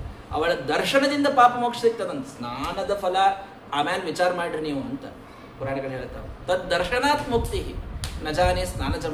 ನಿನ್ನ ದರ್ಶನದಿಂದೇ ಮತ್ತೆ ಪಾಪದ ಮೋಕ್ಷ ಸಿಕ್ಕಿರ್ತದೆ. ಸ್ನಾನದಿಂದ ಮುಂದಿನ ಅದು ಆ ಫಲ ಅದು ನೀವೇನು ನಿಮಗೆ ತಿಳ್ಕೊಳ್ಳಿಕ್ಕೆ ಆಗೋದಿಲ್ಲ ಅಷ್ಟೇ. ಸ್ನಾನ ಮಾಡಿ ಎದ್ದು ಬರ್ರಿ ಅಷ್ಟೇ, ನಿಮ್ಗೆ ಆಗಂಗಿಲ್ಲ, ತಿಳ್ಕೊಳ್ಳಿಕ್ಕೆ ಆಗಂಗಿಲ್ಲ. ಅಷ್ಟು ಸರಳ ಪಾಪಗಳನ್ನು ಪರಿಹಾರ ಮಾಡ್ತಾಳೆ ನಮ್ಮ ಗಂಗಾದೇವಿ. ಎಂತೆಂಥ ಪಾಪಗಳು, ಎಂತೆಂಥ ಮಂದಿ ಜಡಾನ್ ಅಂಧಾನ್ ಪಂಗೂನ್ ಪ್ರಕೃತಿ ಬಧಿರಾನ್ ಉಕ್ತಿ ವಿಕಲಾನ್ ಗ್ರಹಗ್ರಸ್ತಾನ್ ಅಸ್ತಾಖಿಲ ದುರಿತ ನಿಸ್ತಾರ ಸರಣೀನ್ ನಿಲಿಂಪೈರ್ ನಿರ್ಮುಕ್ತಾನ್ ಅಪಿ ಚ ನಿರಯಾಂತರ ನಿಪತತೋ ಆತ್ಮರಾನ್ ಅಂಬತ್ರಾತುಂ ತ್ವಮಿಹ ಪರಮಂ ಭೇಷಜಮಸಿ. ಎಂಥೆಂಥ ಜಡರು, ವಿಗಡರು, ಯಬಡರು, ಕುರುಡರು, ಕಿವುಡರು ಯಾರ್ಯಾರೋ ಇದ್ದ. ನಿಲಿಂಪೈರ್ ನಿರ್ಮುಕ್ತಾನ್, ದೇವತೆಗಳು ಇದು ನಮ್ಮ ಕೇಸ್ ಅಲ್ಲ, ನಾವೇನು ಇವ್ರನ್ನ ಉದ್ಧಾರ ಮಾಡ್ಲಿಕ್ಕೆ ಆಗಂಗಿಲ್ಲ ಅಂತ ಅವರೂ ಕೈ ಬಿಟ್ಟ. ಅಂಥ ಕೇಸಸ್ಗಳನ್ನು ತನ್ನ ಕೈಯಾಗ ತಗೊಂಡು ಉದ್ಧಾರ ಮಾಡುವ ಸಾಮರ್ಥ್ಯ ಇವತ್ತು ಗಂಗಾದೇವಿಯೊಳಗೆ. ಅಜಾಮಿಳ ತನ್ನ ಪ್ರಾಣವನ್ನು ಗಂಗೆಯೊಳಗೆ ಬಿಟ್ಟಾನೆ. ಬಿಟ್ಟದ್ದೇ ಬಿಟ್ಟು ತಾನು ಭಗವಂತನ ಲೋಕವನ್ನು, ಮೋಕ್ಷವನ್ನು ತಾನು ಪಡೀತಾನೆ. ಗಂಗಾ ಸ್ನಾನದಿಂದ, ಅಲ್ಲಿದ್ದಂತಹ ಸಾಧುಗಳ ಸಂಘದಿಂದ ತಾನು ಮಾಡಿದ ಹಿಂದಿನ ಜ್ಞಾನವೆಲ್ಲ, ಸಂಸ್ಕಾರವೆಲ್ಲ ಅವನಿಗೆ ಉದ್ಬೋಧನ ಆಗಿ ಆತ ಭಗವಂತನ ನೋಡ್ರಿ ಇದು ಮೋಕ್ಷವನ್ನು ಅವನು ಪಡೀತಾ ಇದ್ದಾನೆ ಅಂತಂತಂದ್ರೆ ಅವನು ಚರ್ಮದೇಹದೊಳಗಿದ್ದಾನಪ್ಪ. ಅವನಿಗಿದು ಪ್ರಾರಬ್ಧದ ಭೋಗ ಉಳದ, ಇದೆಲ್ಲರಿಗೂ ಆಗ್ತದ ಅಂತ ತಿಳ್ಕೊಳ್ಬೇಡ್ರಿ. ಅಂತೂ ಏನು ಬೇಕಾದ ಕೆಟ್ಟ ಕೆಲಸ ಮಾಡಿದ್ರು ಕೊಟ್ಟು ಕೊನೆಗೆ ಹೋಗಿ ಗಂಗಾ ಸ್ನಾನ ಮಾಡೋದ್ರಿಂದ ಎಲ್ಲ ಹೋಗ್ತದೆ ಹಂಗೆ ಹೇಳಲಿಗತ್ತಿಲ್ಲ. ಹೌದು, ಬಹಳಷ್ಟು ಪಾಪಗಳು ಹೋಗ್ತಾವ ನಿಜ. ಆದರೆ ಇವ ಚರ್ಮದೇಹದೊಳಗಿದ್ದಾವ, ಸ್ವಲ್ಪ ಅವನು ಪ್ರಾರಬ್ಧದ ಭೋಗ ಉಳದದ, ಅದೇನು ದುಃಖ ಪ್ರಾರಬ್ಧ ಇತ್ತು ಅದನ್ನು ಭೋಗ ಮಾಡ್ಯಾನ. ಮತ್ತು ತಾನು ಸಾಧನ ಮಾಡ್ಕೊಂಡು ತಂದೆಲ್ಲ ಆಯುಷ್ಯ ಪೂರ್ಣ ಏನು ಪ್ರಾರಬ್ಧ ಮುಗಿಸ್ಕೊಂಡು ತಾನು ಮೋಕ್ಷಕ್ಕೆ ಹೋಗ್ಯಾನ. ಉಳಿದವ್ರಿಗೆ ಎಲ್ರಿಗೂ ಇದೇ ಆಗ್ತದಂತಿಲ್ಲ. ಆದರೆ ಎಷ್ಟೋ ಪಾಪಗಳ ನಾಶ ಭಗವಂತನ ನಾಮಸ್ಮರಣದಿಂದ ಆಗ್ತದೆ, ಗಂಗಾ ಸ್ನಾನದಿಂದ ಆಗ್ತದೆ. ಭಾಗವತ ಅರ್ಥವಾದವನ್ನು ಹೇಳ್ತದೆ. ನಾಮಸ್ಮರಣದ ಮಹತ್ವ ಹೇಳಲಿಕ್ಕೆ ಇವೆಲ್ಲ ಹೇಳುವ. ತುಳಸಿಯನ್ನು ನೋಡಿದರೆ ನಾವು 12 ಕೂನಿ ಮಾಫ್ ಅಂತಂತಾರಲ್ಲ, ನಮ್ಮಲ್ಲಿ 12 ಕೂನ್ ಮಾಡಿದ್ರು ಅದು ಮಾಫ್ ಆಗಿಬಿಡ್ತದೆ ಅಂತ ಹೇಳಿ ತುಳಸಿ ಮುಂದೆ ನಿಂತು 12 ಕೂನ್ ಮಾಡ್ಲಿಕ್ಕೆ ಬರ್ತದೆ. ನೋಡಿದ್ರೆ ಹೋಗ್ತದೆ ಬರ್ರಿ ಅಂತ ಹೇಳಿ ಹಂಗಿರಂಗಿಲ್ಲ. ಎಲ್ಲಿ ತಾತ್ಪರ್ಯ? ಆ ತುಳಸೀವನ ದರ್ಶನದಿಂದ ಪಾಪಗಳು ಹೋಗ್ತಾವ ಅನ್ನೋದು ತಾತ್ಪರ್ಯ. ಹಂಗೆ ಹರಿನಾಮ ಸ್ಮರಣದಿಂದ ಪಾಪಗಳು ಹೋಗ್ತಾವ ಅಂತ ಅನ್ಲಿಕ್ಕೆ ಈ ಎಲ್ಲ ಮಾತುಗಳನ್ನು ಹೇಳ್ತಾ ಇದ್ದಾರೆ. ಹಾಗಾಗಿ ಈ ಅಜಾಮಿಲ ನವೈಸ ನರಕಂಗಚ್ಛೆ ನೇಕ್ಷಿತೋ ಯಮಕಿಂಕರೈ ಯದ್ಯಪ್ಯ ಮಂಗಲೋ ಮರ್ತ್ಯೋ ವಿಷ್ಣು ಲೋಕೆ ಮಹೀಯತೆ. ಎಂಥ ಅಮಂಗಳನೇ ಇರಲಿ ಅವ, ಆದ್ರೆ ಭಗವಂತನ ನಾಮಸ್ಮರಣ ಮಾಡ್ಯಾನಂದ್ರ ಮ್ರಿಯಮಾಣೋ ಹರೇರ್ನಾಮ ಗೃಣನ್ ಪುತ್ರೋಪಚಾರಿತಂ ಅಜಾಮಿಳೋಪ್ಯನ ಅಗಾನ್ ಮುಕ್ತಿಂ ಕಿಮುತ ಶ್ರದ್ಧೆಯ ಗೃಣನ್.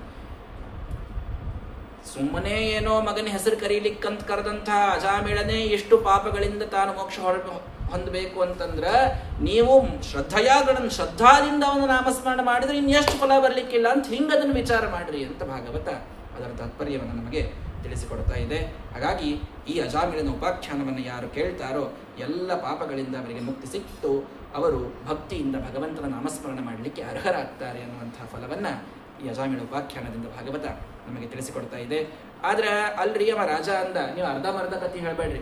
ಅವ್ರು ಯಮದೂತರನ್ನು ಕಳಿಸಿದ್ರಲ್ಲ ವಿಷ್ಣುದೂತರು, ಹೋಗಿ ನಿಮ್ಮ ರಾಜ ಕೇಳ್ಕೊಂಬರ್ರಿ ಅಂತ. ಅವ್ರು ಹೋಗಿ ಕೇಳಿದ್ರೇನು ಅಂತಂದಿವ. ಅವ್ರು ಹೋಗಿ ಕೇಳಿದ್ರಿಲ್ಲೋ, ಅವ್ರೇನು ಅವ ರಾಜ ಏನೋ ಯಮ ಏನು ಹೇಳಿದವ, ಅವ್ರು ಹೋಗಿ ಭಾಳ ಚಂದ ಕೇಳ್ತಾರೆ. ಅಲ್ರಿ ನಮಗೆ ನೀವೇ ರಾಜ ಅಂತ ತಿಳ್ಕೊಂಡ್ಬಿಟ್ಟಿವ್ ನಾವು, ನಮಗೆ ಎಷ್ಟು ಮಂದಿರೇ ಹೇಳೋರಿದ್ದಾರೆ ಹೇಳ್ರಿ ಅಂತಂದ್ರು. ಅಲ್ಲ ಕತಿಸಂತೀಹ ಶಾಸ್ತಾರಹ, ನಮ್ಮನ್ನು ಶಾಸನ ಮಾಡೋರು ಎಷ್ಟು ಮಂದಿ? ನಿಮ್ಮ ಮಾತು ಕೇಳಬೇಕು, ಅವ್ರ ಮಾತು ಕೇಳಬೇಕು, ಇವ್ರ ಮಾತು ಕೇಳಬೇಕು, 10 ಮಂದಿ ಇದ್ದಾರೆ. ಮತ್ತು ಯಾರ ಮಾತು ನಾವು ಕೇಳೋಣ? ಈಗ ಇರಿಸ್ಯೂರು ಬಹವೋ ಲೋಕೆ ಶಾಸ್ತಾರಹ, ಒಂದು ಲೋಕದೊಳಗೆ ಭಾಳ ಮಂದಿ ಶಾಸ್ತಾರರು ಆಗಿಬಿಟ್ರು ಅಂತಂತಂದ್ರೆ ಯಾರ ಮಾತು ಯಾರು ಕೇಳಬೇಕು ಅನ್ನೋದೇ ದೊಡ್ಡ ಕನ್ಫ್ಯೂಷನ್ ಒಳಗೆ ಎಲ್ಲ ತಪ್ಪು ಬಿಡ್ತೀವಿ ನಾವು. ಅದಕ್ಕೆ ಮತ್ತು ನೀವು ತ್ವಮ್ ಏಕೋಭೂತಾನ, ನೀವು ಒಬ್ಬರೇ ನಮಗೆಲ್ಲರಿಗೂ ರಾಜ ಅಂತ ನಾವು ತಿಳ್ಕೊಂಡ್ಬಿಟ್ಟಿವಿ. ಈಗ ನಾವಂತೂ ಹಿಂಗೆ ತಿಳ್ಕೊಂಡಿವಪ್ಪ, ನೀವೇ ನಮ್ಮ ರಾಜ ಅಂತ. ಮತ್ತು ನೀವು ಹೌದೋ ಇಲ್ಲೋ, ನೀವು ನಿಮ್ಮ ಮೇಲೆ ಯಾರು ಇದ್ದಾರೋ ಏನು ಸುದ್ದಿ? ಅವ್ರು ಡೈರೆಕ್ಟ್ ಕೇಳ್ಬಿಟ್ರು. ಪಾಪ ಯಮದೂತ್ರ ಪಾಪ ಭಾಳ ಹುಳ ಇದ್ದು ಮುಗ್ದ್ರು. ಯಮದೇವರಿಗೆ ಹೋಗಿ ಸ್ಪಷ್ಟ ಕೇಳ್ಬಿಟ್ರು. ಸುಮ್ಮನೆ ಹೇಳಿರ್ತೀವಿ, ಮಹಾ ದೇವತೆಗಳು ಲೋಕ ದಿದೃಕ್ಷಯ ಅವ್ರು ಕೇಳಿರ್ತಾರೆ ಇಷ್ಟೇ. ಅಲ್ಲ ನಾವಿಲ್ಲ ಹಂಗೆ ಹೋಗಿ ಅವ ಅಜಾಮಿಳನ್ ನೀವು ಕರ್ಕೊಂಬ ಅಂತ ಹೇಳಿರಿ, ಹೋಗಿ ಕರ್ಕೊಂಬರ್ಬೇಕಂತ ಹೋಗಿವಿ. ಆ ವಿಷ್ಣುದೂತರು ಬಂದು ನಮಗೆ ಹಿಂಗೆ ಬೈದು ಕಳಿಸ್ಬಿಟ್ರಿ. ಯಾವ್ದು ನಾವು ಒಬ್ಬೇಕು? ನಾವು ನಿಮ್ದುಣೋ, ನೀವು ರಾಜ ಅಂತ ಒಪ್ಪುಣೋ, ಅವ ರಾಜ ಅಂತ ಒಪ್ಪುಣೋ? ಏನಿದು? ಹಣಿ ಬಡ್ಕೊಂಡ್ರಂತೆ ಮದೇವ್ರು. ಅಹಂ ಮಹೇಂದ್ರೋ ನಿರತಿ ಪ್ರಚೇತ ಸೋಮೋಗ್ನಿರೀಶಪ್ಪ ವನೋರ್ಕೋ ವಿರಂಚಃ ಆದಿತ್ಯ ವಿಶ್ವೇ ವಸವೋಥ ಸಾಧ್ಯ ಮರುದ್ಗಣ ರುದ್ರಗಣ ಸಸಿದ್ಧ ಅನ್ಯೇ ಚ ಯೇ ವಿಶ್ವಸೃಜೋ ಅಮರೇಶಾಃ ಭೃಗ್ವಾದಯೋ ಅಸ್ಪೃಷ್ಟರದಸ್ತಮಸ್ಕಾಃ ಯಸ್ಯೇಹಿತಂ ನ ವಿದುಸ್ಪೃಷ್ಟಮಾಯಾಃ ಸತ್ವಪ್ರಧಾನ ಅಪಿ ಕಿಂತತೋನ್ಯೇ. ಭಾಳ ಚಂದ ಹೇಳಿದ್ರಿ ಯಮರಾಜ. ನನ್ ಬಿಟ್ಬಿಡು, ಇಂದ್ರ ವರುಣ ಸೋಮ ಅಗ್ನಿ ರುದ್ರ ಪವನ ಸೂರ್ಯ ವಿರಿಂಚ ಸ್ವಯಂ ಬ್ರಹ್ಮದೇವರು ಸಾಧ್ಯರು ಮರುದ್ಗಣಗಳು ರುದ್ರಗಣಗಳು ಆದಿತ್ಯ ಎಲ್ಲ ಗಣಗಳು ಭೃಗ್ವಾದಿ ಮಹಾಮಹಾ ಋಷಿಗಳು ಕೂಡ ಯಾವನ ಮಾಯಾ ದಾಟ್ಲಿಕ್ಕಾಗಿಲ್ಲ, ಅಂಥದ್ದು ನೀವೇನೋ ದಾಟ್ತೀರಿ ಅಂತಂದು. ಧರ್ಮಂತು ಸಾಕ್ಷಾತ್ ಭಗವತ್ ಪ್ರಣೀತಂ ನ ವೈ ವಿದುರ್ಷಯೋ ನಾಪಿ ದೇವಾಹ. ನೋಡ್ರಪ್ಪ, ಭಗವಂತ ಮಾಡಿದ್ದೇ ಧರ್ಮ, ಅದೇ ಸಂವಿಧಾನ. ಅದನ್ನು ಋಷಿಗಳು ಪೂರ್ಣ ತಿಳ್ಕೊಳ್ಳಿಕ್ಕಾಗಿಲ್ಲ. ಯಾರೋ ಸಾಕ್ಷಾತ್ ಬ್ರಹ್ಮದೇವರು, ನಾರದರು, ರುದ್ರದೇವರು, ಕಪಿಲ, ಮನು, ಪ್ರಹ್ಲಾದ ಮೊದಲಾದಂತಹ ಕೆಲವು ಜನ ಅದನ್ನು ತಿಳ್ಕೊಂಡ. ಆದರೆ ನಾವು ಸರ್ವಥಾ ರಾಜರಲ್ಲ. ಯಮದೇವರು ಹೇಳಿದರು, ಯಸ್ಮೈ ಬಲಿಂತ ಇಮೇ ನಾಮಕರ್ಮಭಿಹಿ. ನಾವೆಲ್ಲರೂ ಯಾವನಿಗೆ ಆ ಬಲಿಯನ್ನು ಒಯ್ದು ಮುಟ್ಟಿಸ್ತೇವೋ ಅಂಥ ಭಗವಂತನೇ ಎಲ್ಲರಿಗೂ ರಾಜ. ನಾಮೋಚ್ಚಾರಣ ಮಾಹಾತ್ಮ್ಯಂ ಹರೇ ಪಶ್ಯತ ಪುತ್ರಕಾಹ. ನೋಡ್ರಿ, ಪುತ್ರಕಾಹ ಅಂತಾರೆ ದೂತರಿಗೆ ಯಮದೇವರು. ಮಕ್ಕಳೇ, ದೂತರನ್ನು ನೋಡ್ಕೊಳ್ಳುವಂಥ ಬಗೆ ನೋಡ್ರಿ, ನಮ್ಮ ಸೇವಕರನ್ನ ಹೆಂಗೆ ನೋಡ್ಕೊಳ್ಬೇಕು. ಮಕ್ಕಳೇ, ಅಜಾಮಿಲೋಪಿ ಏನೈವ ಮೃತ್ಯುಪಾಶಾದ ಮುಚ್ಚತ. ಅಜಾಮಿಳನನ್ನು ಮೃತ್ಯುಪಾಶದಿಂದ ಪಾರು ಮಾಡ್ತದ ಅಂತಂತಂದ್ರೆ ಹರಿನಾಮೋಚ್ಚಾರಣದ ಮಹತ್ವವನ್ನು ತಿಳ್ಕೋರಪ್ಪ. ಪ್ರಾಯೇಣ ವೇದದಿಂದ ಮಹಾಜನೋಯಂ. ಬಹುಶಃ ಇದು ಎಲ್ಲರಿಗೂ ಗೊತ್ತಿಲ್ಲ, ನೀವು ಮಾತ್ರ ತಿಳ್ಕೊಳ್ರಿ ಇವತ್ತಿನಿಂದ. ಏವಂ ವಿಮೃಶ್ಯ ಸುಧಿಯೋ ಭಗವತ್ಯನಂತೆ ಸರ್ವಾತ್ಮನ ವಿದಧತೆ ಖಲು ಭಾವಯೋಗಂ. ಯಾವ ತಾನು ತನ್ನ ಶುದ್ಧವಾದ ಬುದ್ಧಿಯಿಂದ ಚಂದಾಗಿ ವಿಮರ್ಶಾ ಮಾಡಿ ಈ ಸಂಸಾರದ ಅಸಾರತೆಯನ್ನು ತಿಳಿದುಕೊಂಡು ಭಗವಂತನಲ್ಲಿ ತಾನು ಭಾವವನ್ನ ಭಕ್ತಿಯನ್ನ ಮಾಡುವವನಿದ್ದಾನೋ ತೇ ಮೇ ನ ದಂಡಮರ್ಹಂತ್ಯಥ ಯದ್ಯಮೀಶಾಂ ಸ್ಯಾತ್ ಪಾತಕಂ ತದಪಿ ಹಂತ್ಯುರುಗಾಯವಾದಃ. ಅಂಥವ ಏನೋ ಒಂದು ಪಾಪ ಮಾಡ್ಯಾನಂದ್ರೂ ಭಗವಂತನ ನಾಮಸ್ಮರಣದ ಮಹಾತ್ಮ್ಯದಿಂದ ಅವ ಕಳ್ಕೊಳ್ತಾನ. ಅವನನ್ನ ದಯಮಾಡಿ ನನ್ನ ಕಡೆಗೆ ಕರ್ಕೊಂಡು ಬರಬೇಡ್ರಿ, ನನ್ನ ದಂಡಕ್ಕೆ ಅವ ಅರ್ಹ ಅಲ್ಲ. ತಾನ್ ಮತ್ ಯಾರನ್ನ ಕರ್ಕೊಂಡ್ಬರೋಣ್ರಿ?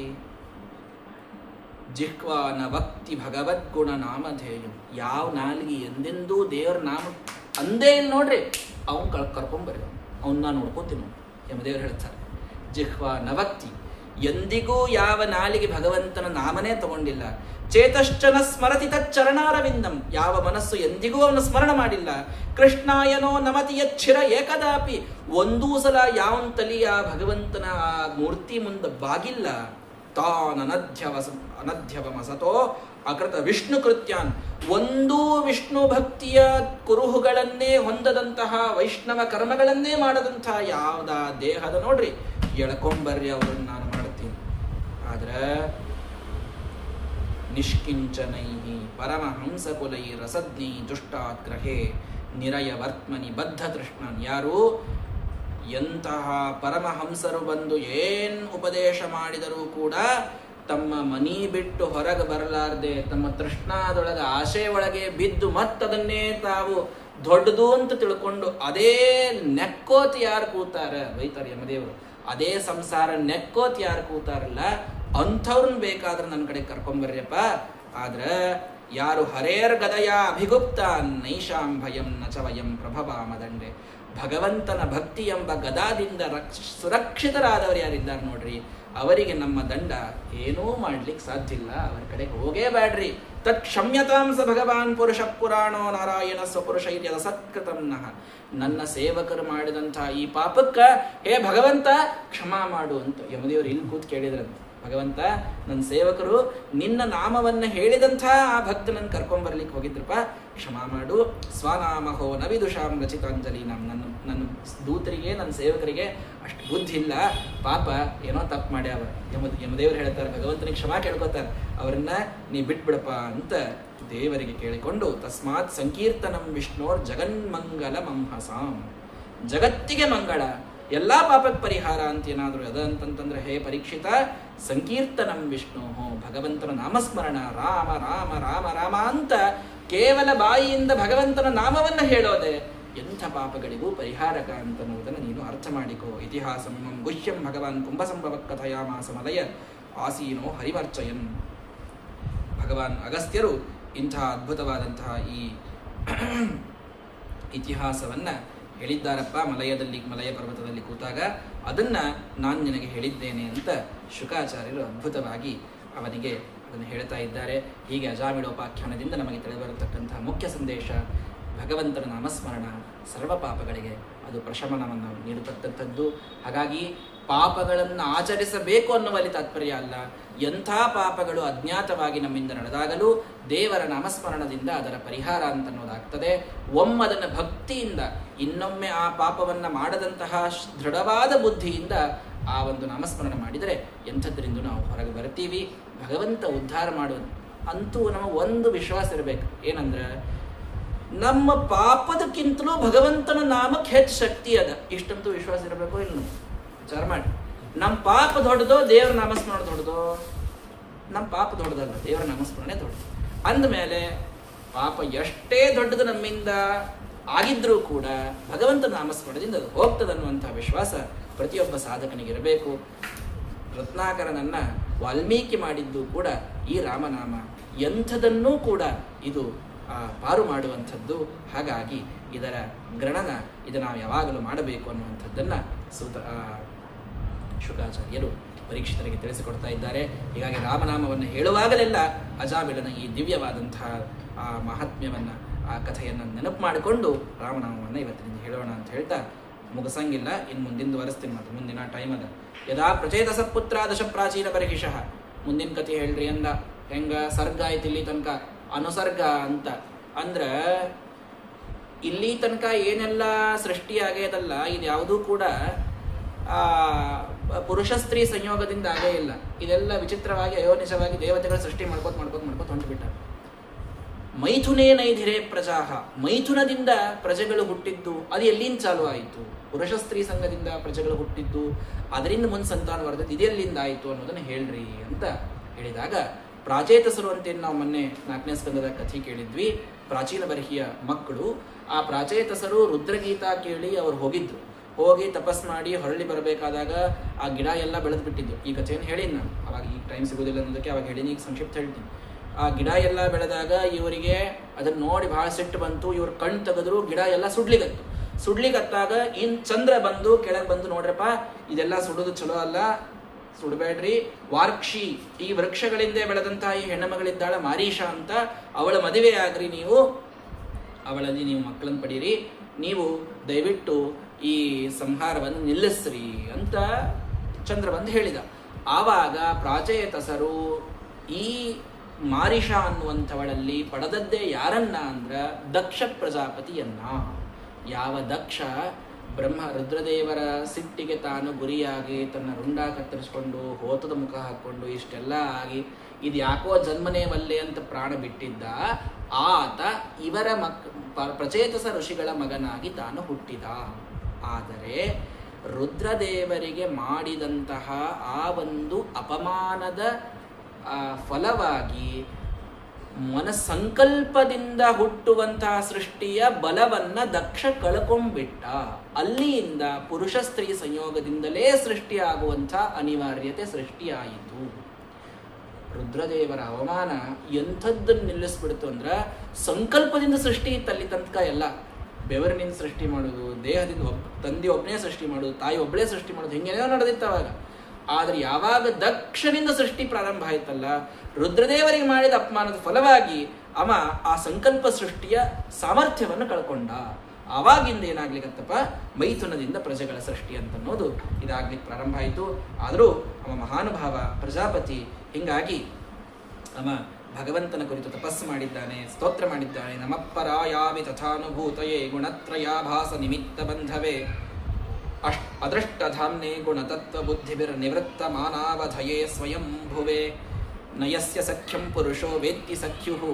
ನೋಡ್ರಿ, ಪ್ರಜಾಪತಿ ದಕ್ಷ ಬಹಳ ಚಂದ ಹೇಳ್ತಾನೆ, ಯಾವನ ಗೆಳೆತನವನ್ನ ನಮಗೆ ಇವತ್ತಿಗೂ ತಿಳಿಲಿಕ್ಕಾಗಿಲ್ಲ ಅಂಥ ನಮ್ಮ ಗೆಳೆಯನಾದ ಭಗವಂತನಿಗೆ ನಮಸ್ಕಾರ. ಯಾವಾಗಲೂ ನಮ್ಮ ಗೆಳೆತನದೊಳಗೆ ಅವಿಜ್ಞಾತ ಸಖನಾಗಿ ನಮ್ಮ ಮೈತ್ರಿಯನ್ನ ಬಯಸ್ತಾ ನಮ್ಮ ಮಿತ್ರನಾಗಿ, ಮಿತ್ರ ಅಂದ್ರೆ ಗೊತ್ತೇನು, ಮಿತಾ ತ್ರಾಯತೆ ಇದು ಮಿತ್ರ, ನಮ್ಮನ್ನ ಎಲ್ಲಾ ಮಿತ ಕಷ್ಟದಿಂದ ತ್ರಾಯತೆ ರಕ್ಷಣೆ ಮಾಡೋನೇ ಮಿತ್ರ.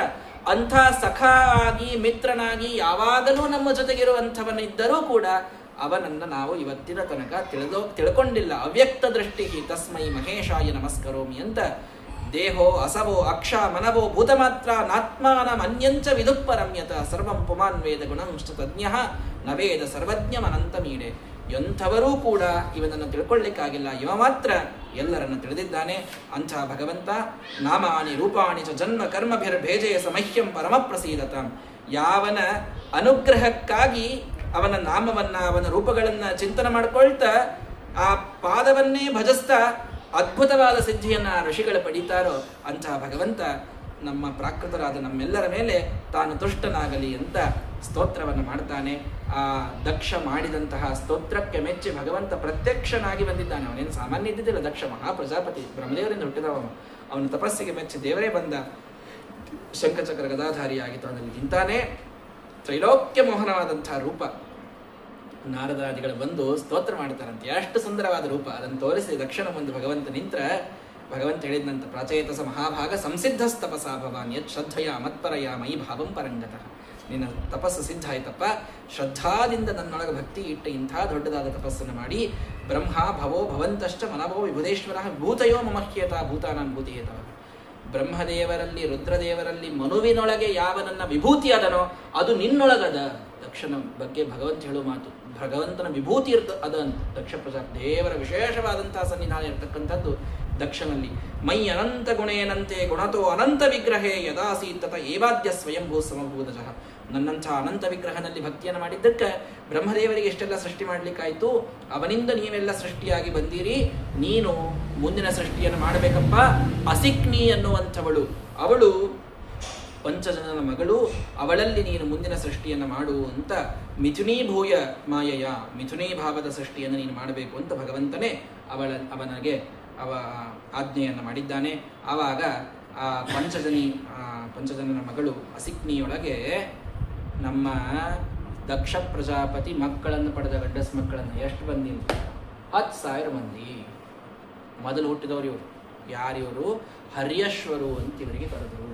ಈ ಹರ್ಯಶ್ವರು ತಂದಿ ಹೇಳಿದ, ನೋಡ್ರಪ್ಪ, ತಪಸ್ ಮಾಡಿ ಮಕ್ಕಳನ್ನು ಪಡಿಬೇಕು, ಹಂಗೆ ಪಡಿಬಾರ್ದು, ಹೋಗ್ರಿ ಎಲ್ಲರೂ ತಪಸ್ ಮಾಡ್ಕೊಂಡು ಬರ್ರಿ, ಮುಂದೆಲ್ಲ ನೀವು 10,000 ಮಂದಿ ನನ್ನ ಮುಂದಿನ ಸಂತಾನ ನೀವು ಮುಂದುವರಿಸ್ಬೇಕು. ಪ್ರಜಾಪತಿಗಳು ನಾವೆಲ್ಲ ಪ್ರಜಾ ಉತ್ಪಾದನೆ ಮಾಡಲಿಕ್ಕೆ ದೇವರಿಂದ ಆಜ್ಞಾ ಪಡ್ಕೊಂಡು ಬಂದೀವಿ, ಮುಂದಿಂದೆಲ್ಲ ನೀವು ಮಾಡಬೇಕಪ್ಪ. ಹೌದಾ, ಆಯಿತು ಅಂತ ನಮಸ್ಕಾರ ಮಾಡಿ ಹೋದರು. ನಾರದರು ಸಿಕ್ಬಿಟ್ರು ಹಾದ್ಯಾಗ. ನಾರದರು ಏನು ಮಾಡಿದರು, ನೀವು ಯಾಕೆ ಹೊಂಟೀರಿ? ಅಲ್ಲ, ಇದು ಭಾಳ ಚಂದ ಬರ್ತದ, ಇದನ್ನು ಹೇಳಲಿಕ್ಕೆ ಸಮಯ ಇಲ್ಲ, ಇದು ಹರಿವಂಶದೊಳಗೆ ಭಾಳ ವಿಸ್ತಾರದ, ಹರಿವಂಶ ಕೇಳೋ ಮುಂದಾಗ ಅದನ್ನು ಸ್ಪಷ್ಟವಾಗಿ ಕೇಳಾಕ್ರಿ ಅಂತ. ಅಂತೂ ಅವ್ರು ಹೇಳ್ತಾರೆ, ನೀವು ಯಾಕೆ ಹೊಂಟೀರಿ? ಭಗವಂತನ ಪ್ರೀತಿ ಪಡಿಸ್ಕೊಂಡು ಬರ್ಲಿಕ್ಕೆ ಹೊಂಟೀರಿ.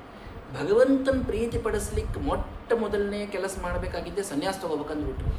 ಇವರೆಲ್ಲರೂ ಸನ್ಯಾಸ ತೊಗೊಂಡ್ಬಿಟ್ರು. ಹಣಿ ಪಡ್ಕೊಂಡು 10,000 ಮಂದಿನ ಹೊಡ್ಸಿದ್ ನಾವು, ಒಬ್ಬರಲ್ಲ ಇಬ್ಬರಲ್ಲ. ಮುಂದೆ ಪ್ರಚೋತ್ಪಾದನೆ ಆಗಬೇಕು, ಮುಂದೆ ಸಂತತಿ ಮುಂದುವರಿಬೇಕು, ಬ್ರಹ್ಮದೇವರ ಸೃಷ್ಟಿ ನಿಲ್ಬಾರ್ದು ಅಂತ 10,000 ಮಂದಿನ ಒಯ್ದು ಸನ್ಯಾಸಿ ಮಾಡಿ ಕೊಡಿಸ್ಬಿಟ್ರೆ. ಇದೇನ್ರಿ ಆಚಾರ, ನಮ್ಮ ಮಗ ಮಠಕ್ಕೆ ಹೋಗ್ಯಾನ ಧೋತ್ರ ಉಟ್ಕೊಂಡು ನಿಮ್ಮ ಜೊತೆನೇ ಕೂತ್ಬಿಟ್ಟಾನ, ಮನೆಗೆ ಬರೋಲ್ಲ ಆಗ್ಯಾನ್ರಿ ಅಂತ ಪಾಪ ಇವ್ರ ತಂದೆ ತಾಯಿ ಗಾಬರಿ ಆಗ್ಬಿಟ್ಟಿರ್ತಾರೆ ನೋಡ್ರಿ. ಎಲ್ಲ ಮಠಕ್ಕೆ ಹೋಗ್ಬಿಟ್ರೆ ಹೆಂಗೆ ಮಕ್ಕಳು ಅಂತ. ಹಂಗೆ ಇವನು ಪಾಪ ಗಾಬರಿ ಆದ. ಹರಿಯೇಶ್ವರು ಪಾಪ ಈ ಉತ್ಪತ್ತಿ ಮಾಡುವ ಮನೀಷಾನೇ ಬಿಟ್ಟು ಕಾಲಚಕ್ರಕ್ಕೆ ತಾನೇ ನಿಯಾಮಕನಾದಂತಹ ಭಗವಂತನನ್ನ ಸ್ವತಂತ್ರವಾದಂತಹ ತಮ್ಮ ನಾರದರು ಕೊಟ್ಟಂತಹ ಉಪದೇಶದಿಂದ ಅವ್ರಿಗೆ ಗುರುಗಳು ಸಿಕ್ಬಿಟ್ಟಿದ್ರು ರೀ. ಭಾರಿ ಉಪದೇಶ ಆಗಿಬಿಟ್ಟಿತ್ತು. ಉಪದೇಶ ಭಾಳ ಚಂದದ, ಮತ್ತೊಮ್ಮೆ ಹೇಳೋಣಂತ. ಭಾರಿ ಉಪದೇಶ ಆಗಿಬಿಟ್ಟಿತ್ತು ಅನ್ನೋದಕ್ಕೆ ಅವರು ಸಿಂಧು ನದಿ ತೀರದೊಳಗೆ ಅವ್ರು ಹೋಗಿ ತಪಸ್ಸು ಮಾಡ್ಕೋತ ಆ ಕಡೆ ಹೋಗ್ಬಿಟ್ರು. ಬರಲೇ ಇಲ್ಲ, ಗಾಬರಿ ಆಗ್ಬಿಟ್ಟು, ಹಿಂಗಾದ್ರೆ ನಡೆಯಂಗಿಲ್ವಾ ಅಂಥೇಳಿ, ಅವರೇನು ವಾಪಸ್ ಬರೋದಿಲ್ಲ ಅಂಥೇಳಿ ಮತ್ತೊಮ್ಮೆ ತನ್ನ ಅಸಿಕ್ನಿ ಅನ್ನುವಂಥ ಮಡದಿಯೊಳಗೆ 1,000 ಮಕ್ಕಳನ್ನು ಪಡೆದ. ಅವರಿಗೆ ಶಬಲಾಶ್ವರು ಅಂತ ಕರೀತಾರೆ. ಅವರಿಗೂ ಮತ್ತೆ ಹೇಳಿದ, ಅಲ್ಲಪ್ಪ ಮತ್ತೆ ತಪಸ್ಸಂತೂ ಮಾಡ್ಬೇಕು, ಮಕ್ಕಳಾಗಂಗಿಲ್ಲ ಅಂತಂತಂದ್ರೆ ಪುಣ್ಯ ಬೇಕು, ಹಿಂಗಾಗಿ ನೀವು ತಪಸ್ಸು ಮಾಡ್ಕೊಂಡು ವಾಪಸ್ ಬರ್ಬೇಕಾ? ಮತ್ತೆ ಆಯ್ತಪ್ಪ ಅಂತ ಹೋದ್ರು. ಹಾದ್ಯಾಗ ಮತ್ತೆ ನಾರದರು ಸಿಕ್ಕೇ ಬಿಟ್ರು. ಅಲ್ಲೋ, ನೀವು ಎಲ್ಲ ಕೂಡ 1,000 ಮಂದಿ ಇದ್ದೀರಿ, 10,000 ಮಂದಿನ ಸನ್ಯಾಸಿನ ತಮ್ಮ ಮಾಡಿಸಿನಂತ ನೀವು ಭಾಳ ನನಗೆ. ಅವರು ತಮ್ಮ ಅಣ್ಣಂದ್ರದ್ದು ಎಲ್ಲ ಕಥೆ ಹೇಳಿದ್ರು. ಹೆಂಗೆ ಉದ್ಧಾರ ಆಗ್ಯಾರ ನಿಮ್ಮ ಅಣ್ಣಂದ್ರು ಇವತ್ತು ನೋಡ್ಕೊಳ್ರಿ ಅಂತಂದ್ರು. ಹಿಂಗ್ರಿ 10,000 ಮಂದಿ ಉದ್ಧಾರ ಆಗ್ಯಾರ್ರಿ ನಮ್ಮ ಅಣ್ಣಂದ್ರು. ನಮಗೂ ಅದೇ ಹಾದಿ ಹೇಳ್ರಿ ನಾರದರ ಅಂತಂದ್ರು. ಉಪದೇಶ ತಗೊಂಡ್ರು, ಸನ್ಯಾಸಿ ಆದರು. 1,000 ಮಂದಿ ಅವರು ಹೋಗ್ಬಿಟ್ರು. ದಕ್ಷಿಣ ಸಿಟ್ಟೆ ಬಂತ್ರಿ ನಾರದರ ಮೇಲೆ. ಅಹೋ ಅಸಾಧೋ ಸಾಧೂನಾಂ ಸಾಧುಲಿಂಗೇನ ನಸ್ತ್ವಯ ಅಸಾಧು ಅಕಾರ್ಯಾರ್ಭಕಾಣಾಂ ಭಿಕ್ಷೋರ್ ಮಾರ್ಗ ಪ್ರದರ್ಶಿತ. ಏನೂ ಮಾಡ್ಲಾರ್ದಂಥ ಪಾಪ ಸಣ್ಣ ಹುಡುಗರನ್ನ ಕರ್ಕೊಂಡು ಸನ್ಯಾಸಿ ಮಾಡ್ತಿ. ಋಣೈಹಿ ತ್ರಿಭಿಹಿ ಅಮುಕ್ತಾನಾಂ, 3 ಋಣಗಳಿಂದ ಮುಕ್ತರಲ್ಲ ಅವರು. ಪಿತೃಗಳ ಋಣದಿಂದ ಮುಕ್ತಿ ಸಿಗಬೇಕು. ನಮಗೆ 3 ಋಣಗಳವ: ದೇವತೆಗಳ ಋಣ, ಋಷಿಗಳ ಋಣ, ಪಿತೃಗಳ ಋಣ. ದೇವತೆಗಳ ಋಣ ನಮ್ಮ ದೇಹೇಂದ್ರಿಯಗಳಿಗೆ ಅಭಿಮಾನಿಗಳಾಗಿದ್ದು ನಮ್ಮಿಂದ ಎಲ್ಲ ಒಳ್ಳೆ ಕೆಲಸಗಳನ್ನು ಮಾಡಿಸುವಂಥವರು ಪ್ರೇರಕರು ದೇವತೆಗಳು. ಅವರ ಋಣವನ್ನು ನಾವು ಬ್ರಹ್ಮಯಜ್ಞದಲ್ಲಿ ಅವರಿಗೆ ತರ್ಪಣವನ್ನು ಕೊಡುವುದರ ಮೂಲಕ, ಪೂಜಾ ಇತ್ಯಾದಿಗಳನ್ನು ಮಾಡುವ ಮೂಲಕ ಅವರನ್ನು ತೃಪ್ತಿಪಡಿಸ್ತೀವಿ. ಋಷಿಗಳ ಋಣಾದ ಋಷಿಗಳ ನಮಗೆಲ್ಲ ವೇದಗಳನ್ನು ತಾವು ಕಣ್ಣು ಹಿಡಿದು ನಮಗೆ ಆ ಪರಂಪರಾದೊಳಗೆ ಇವತ್ತು ತಂದಾರ. ನಮ್ಮ ಗೋತ್ರ ಪ್ರವರ್ತಕರಾಗ್ಯಾರ ಮಹಾನುಭಾವರು. ಆ ಋಷಿಗಳ ಋಣ ತೀರಿಸಲಿಕ್ಕೆ ನಾವು ಅನೇಕ ಶಾಸ್ತ್ರಗಳ ಅಧ್ಯಯನವನ್ನು ಮಾಡ್ತೀವಿ. ಗುರುಗಳಿಂದ ನಾವು ಪಾಠವನ್ನು ಕೇಳಿ ತಿಳ್ಕೊಳ್ತೀವಿ. ಜೊತೆಗೆ ನಮಗೆ ಪಿತೃಗಳ ಋಣಾದ ಆ ಪಿತೃಗಳ ಋಣವನ್ನು ತೀರಿಸಲಿಕ್ಕೆ ನಾವು ವಂಶೋದ್ಧಾರಕರಾದಂತಹ ಮುಂದಿನ ಸಂತಾನವನ್ನು ನಡೆಸೋದ್ರಿಂದ ನಮ್ಮ ಹಿಂದೆ ಪಿತೃಗಳು ಈ ದೇಹ ಕೊಟ್ಟಿದ್ದರ ಋಣ ತೀರ್ತದ. ಜೊತೆಗೆ ಶ್ರಾದ್ದಾದಿಗಳನ್ನು ಮಾಡೋದರಿಂದ ತೀರ್ತದೆ. ಆದ್ರೆ ಇವರು ಋಣ ತೀರ್ಸೇ ಇಲ್ಲ ಇನ್ನೂ. ಅಷ್ಟಕ್ಕೆ ಮೊದಲೇ ನೀವು ಕಳಿಸ್ಬಿಟ್ರಿ ಅವರನ್ನು ಸನ್ಯಾಸಕ್ಕೆ, ಬೈತಾನ ದಕ್ಷ. ಇದು ಎಲ್ಲರ ವಿಷಯಕ್ಕೆ ಸತ್ಯ ಅಲ್ಲ, ಅರ್ಥ ಮಾಡಿಕೊಳ್ಳ್ರಿ. ಇದು ಬಹಳ ಸೂಕ್ಷ್ಮವಾದಂಥದ್ದು. ಸನ್ಯಾಸಕ್ಕಾಗಿಯಂತೆ ಹುಟ್ಟಿದಂಥವರು, ಅವರು ಮದುವೆನೇ ಆಗಲಾರ್ದೇನೆ ಬ್ರಹ್ಮಚರ್ಯದಿಂದಲೇ ತಾವು ಸನ್ಯಾಸವನ್ನು ತೆಗೆದುಕೊಂಡಂಥ ಮಹಾನುಭಾವರು ಸಾಕಷ್ಟು ಜನ ಇದ್ದಾರೆ. ಸಾಕ್ಷಾತ್ ಶ್ರೀಮದಾಚಾರ್ಯರೇ ಬ್ರಹ್ಮಚರ್ಯದಿಂದ ಸನ್ಯಾಸ ತಗೊಂಡವರಿದ್ದಾರೆ. ಅಧರ್ಮ ಅಂತ ಹೆಂಗೆ ಅಂತೀರಿದ್ರು? ಅಧರ್ಮ ಅಲ್ಲೇ ಅಲ್ಲ. ಆದರೆ ಪಿತೃಋಣವನ್ನು ತೀರಿಸಲಿಕ್ಕೆ ವಂಶೋದ್ಧಾರ ಮಾಡುವಂಥ ಕೆಲಸ ಪ್ರತಿಯೊಬ್ಬ ಮನುಷ್ಯನಿಗೆ ಇದೆ ಅನ್ನೋದನ್ನು ದಕ್ಷನಿಗೆ ತಿಳಿಸೋದದ ಅಷ್ಟೇ.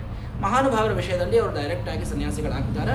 ಅದು ವೈರಾಗ್ಯಕ್ಕಾಗಿ ಹುಟ್ಟಿರ್ತಾರೆ ಅವರು, ಅವರದ್ದು ವಿಷಯ ಬೇರೆ, ಅದನ್ನು ಅವಶ್ಯವಾಗಿ ಧರ್ಮ ಅಂತೆ ಮಾಡೋಣ. ಆದರೆ ಇಲ್ಲಿ ನಾರದ ಮೇಲಿನ ಸಿಟ್ಟಿನಿಂದ ಈ ಮಾತನ್ನು ಹೇಳಿಗತ್ತಾನವ. ನನ್ನ ಎಲ್ಲ ಮಕ್ಕಳನ್ನು ನೀನು ಅಲ್ಲಿ ಕಳಿಸಿದಿ, ನಿನಗೆ ನಾನು ಶಾಪ ಕೊಡ್ತೀನಿ.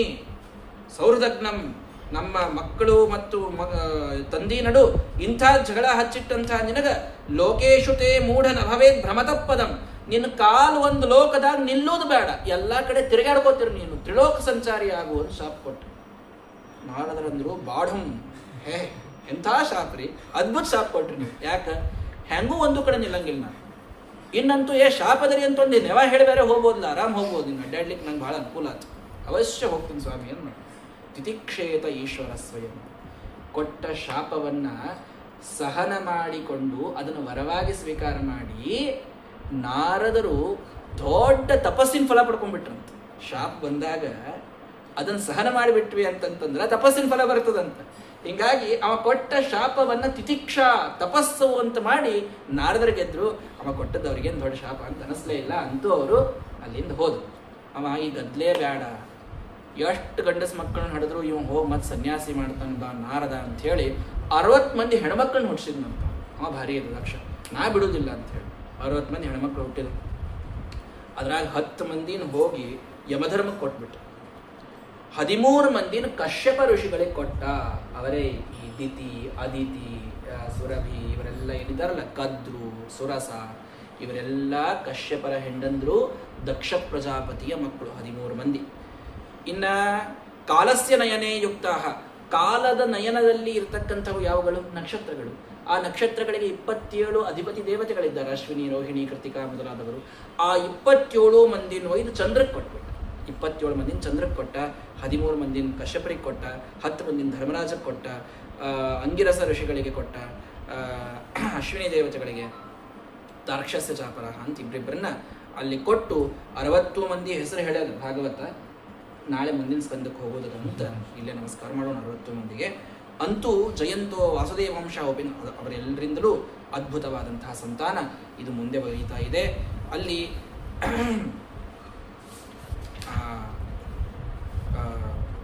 ಕಶ್ಯಪರಿಗೆ ಏನು ಹೆಂಡಂದರನ್ನ ತಾನು ಕೊಟ್ಟಿದ್ದಾನೋ ಅಲ್ಲಿ ದಿತಿಯಲ್ಲಿ ದೈತ್ಯರು ಹುಟ್ಟುತ್ತಾ ಇದ್ದಾರೆ, ಅದಿತಿಯಲ್ಲಿ ಆದಿತ್ಯರು ಅಂದರೆ ದೇವತೆಗಳು ಅಲ್ಲಿ ಹುಟ್ಟುತ್ತಾ ಇದ್ದಾರೆ. ವಿನತಾ ಅನ್ನುವಂಥವಳು ಆ ಕಶ್ಯಪರ ಮಡದಿಯಲ್ಲಿ ಗರುಡ ತಾನು ಅವತಾರ ಮಾಡ್ತಾ ಇದ್ದಾನೆ, ಅದಕ್ಕೆ ವೈನತೆಯ ಅಂತ ಅವನಿಗೆ ಕರೆದ್ರು. ಇನ್ನು ಪತಂಗಿ ಅಸೂತ ಪತಗಾನ್, ಪತಂಗಿ ಅನ್ನುವಂಥ ಹೆಂಡತಿ ಎಲ್ಲ ಪಕ್ಷಿಗಳಿಗೆ ಅವಳು ಜನ್ಮವನ್ನು ನೀಡ್ತಾ ಇದ್ದಾಳೆ. ಕದ್ರು ಅನ್ನುವಂಥವಳು ಅವಳು ಹಾವುಗಳಿಗೆ ಜನ್ಮವನ್ನು ಅವಳು ನೀಡ್ತಾ ಇದ್ದಾಳೆ. ಇನ್ನು ಅನೇಕ ನೋಡ್ರಿ ಗಿಡಗಳಿಗೆ ಜನ್ಮವನ್ನು ನೀಡಿದರು. ಮತ್ತು ಆ ಎಲ್ಲ ಕಶ್ಯಪರ ಹೆಣ್ಣಂದಿರಿಂದ ಬೇರೆ ಬೇರೆ ಬೇರೆ ವಿಚಿತ್ರವಾದಂತಹ ಯೋನಿಗಳ ಸೃಷ್ಟಿ, 84 ಲಕ್ಷ ಯೋನಿಗಳ ಸೃಷ್ಟಿ ಈ ದಕ್ಷನ ಮಕ್ಕಳಿಂದ ಆಗ್ತಾ ಇದೆ. ಬಹಳಷ್ಟು ಅವರ ವಿವರವನ್ನು ನಮಗೆ ಭಾಗವತ ಅದು ಕೊಡ್ತದೆ. ಇನ್ನು ಅನೇಕ ರಾಕ್ಷಸರೊಳಗೂ ಮತ್ತು ಪಾಪ ಬಹಳಷ್ಟು ವಿಧಗಳನ್ನೆಲ್ಲ ಹೇಳ್ತದೆ. ಅವತ್ತನ್ನು ಕೇಳಿದ್ರೆ ನಾವೇ ಇದ್ದೇವೆ ಅಂತ ಕನ್ನಡ ನೋಡ್ಕೋಬೇಕಾಗ್ತದೆ ಅಂತ ಈಗ ಕೇಳೋದು ಬೇಡ. ಅಂತೂ ಇಂಥ ಮಹಾಮಹಾ ಸೃಷ್ಟಿಯನ್ನು ದಕ್ಷನ ಹೆಣ್ಣು ಮಕ್ಕಳಿಂದ ಉಳಿದ ಎಲ್ಲ ಪ್ರಜಾಪತಿಗಳು ಅವರು ಮಾಡ್ತಾ ಇದ್ದಾರೆ. ಅಲ್ಲಿ ಸಾಕ್ಷಾತ್ ಭಗವಂತನೂ ಕೂಡ ಅವತಾರ ಮಾಡಿದ್ದಾನೆ. ಇನ್ನು ವಿವಸ್ವಾನ್, ಅರ್ಯಮ, ಪೂಷ, ತ್ವಷ್ಟ ಅಂತ ಈ 12 ಆದಿತ್ಯರು ಅಂತೇನಿದ್ದಾರೆ ಅವರೂ ಕೂಡ ಅಲ್ಲಿ ಹುಟ್ಟುತ್ತಾ ಇದ್ದಾರೆ. ಸಿಂಹಿಕಾಳಲ್ಲಿ ವಿಪ್ರಚಿತ್ತಿ ರಾಹುವನ್ನು, ಕೇತು ಇತ್ಯಾದಿಗಳನ್ನು ಅಲ್ಲಿ ಪಡಿತಾ ಇದ್ದಾನೆ. ಇನ್ನು ವಿವಸ್ವಾನ್ ಅಂತ ಏನು ಹುಟ್ಟಿದ್ದಾನೆ ಸೂರ್ಯ, ಆ ಸೂರ್ಯನಿಂದ ಶ್ರಾದ್ದ ದೇವ ಅನ್ನುವಂಥ ಆ ಮನು ಅಲ್ಲಿ ವೈವಸ್ವತ ಮನು ಅವತಾರ ಮಾಡ್ತಾ ಇದ್ದಾನೆ. ಸಂಜ್ಞಾದೇವಿಯಲ್ಲಿ ವೈವಸ್ವತ ಮನು ಹುಟ್ಟಿದ. ಆಮೇಲೆ ಯಮ ಮತ್ತು ಯಮುನಾದೇವಿ ಇಬ್ಬರು ಅವಳಿ ಜವಳಿ ಅವರು ಸೂರ್ಯನಿಂದ ಹುಟ್ಟಿದ್ದಾರೆ. ಅಲ್ಲಿಯಿಂದ ಮುಂದೆ ಅದೇ ಸೂರ್ಯ ಛಾಯಾ ಅನ್ನುವಂಥವಳಲ್ಲಿ ಶನಿಯನ್ನ, ಸಾವರ್ಣಿ ಮನುವನ್ನು ಅವನು ಪಡಿತಾ ಇದ್ದಾನೆ. ಜೊತೆಗೆ ಅದೇ ಸಂಜ್ಞಾದೇವಿ ತಾನು ಕುರುಕ್ಷೇತ್ರದಲ್ಲಿ ಆ ಕುದುರೆಯ ರೂಪದಲ್ಲಿ ತಾನು ಅಲ್ಲಿ ವಿಹಾರ ಮಾಡ್ತಾ ಇರಬೇಕಾದಾಗ ಅಲ್ಲಿ ಸೂರ್ಯ ಹೋಗಿ ಅವಳಿಂದ ಅಶ್ವರೂಪದಲ್ಲಿದ್ದರಿಂದ ಅಶ್ವಿನಿ ದೇವತೆಗಳನ್ನು ಸೂರ್ಯ ತಾನು ಮಕ್ಕಳಾಗಿ ಪಡಿತಾ ಇದ್ದಾನೆ. ಇದು ಹರಿವಂಶದಲ್ಲಿ ಬರುವಂತಹ ದೊಡ್ಡ ವಿಸ್ತಾರವಾದ ಕಥೆ, ಅದನ್ನು ಅಲ್ಲೇನೆ ವಿಶೇಷವಾಗಿ ಅದನ್ನು ನೋಡೋಣ. ಅಂತೂ ಈ ದಕ್ಷನಿಂದ ಮುಂದೆ ಈ ಸೃಷ್ಟಿ ಇದು ಮುಂದೆ ಬರೀತದೆ ಅಂತ ಹೇಳ್ತಾ ಇದ್ದಾರೆ.